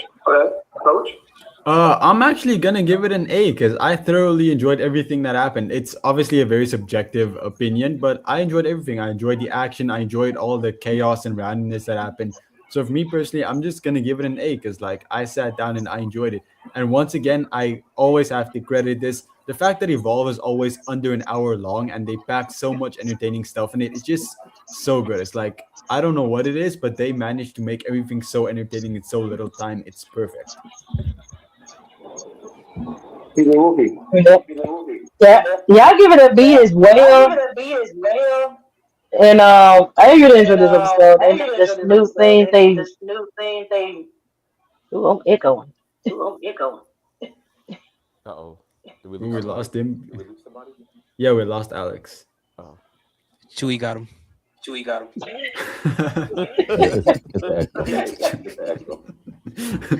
Oh, gee. Okay, but But yeah, yeah, you I give it can to V. press, you can finish. Okay. Oh, he's back.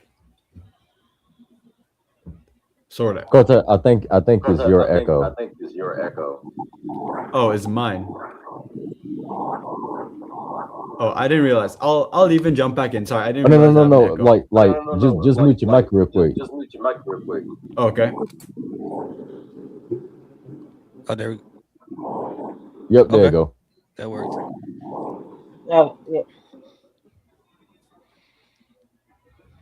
Beautiful, good? are you gonna talk?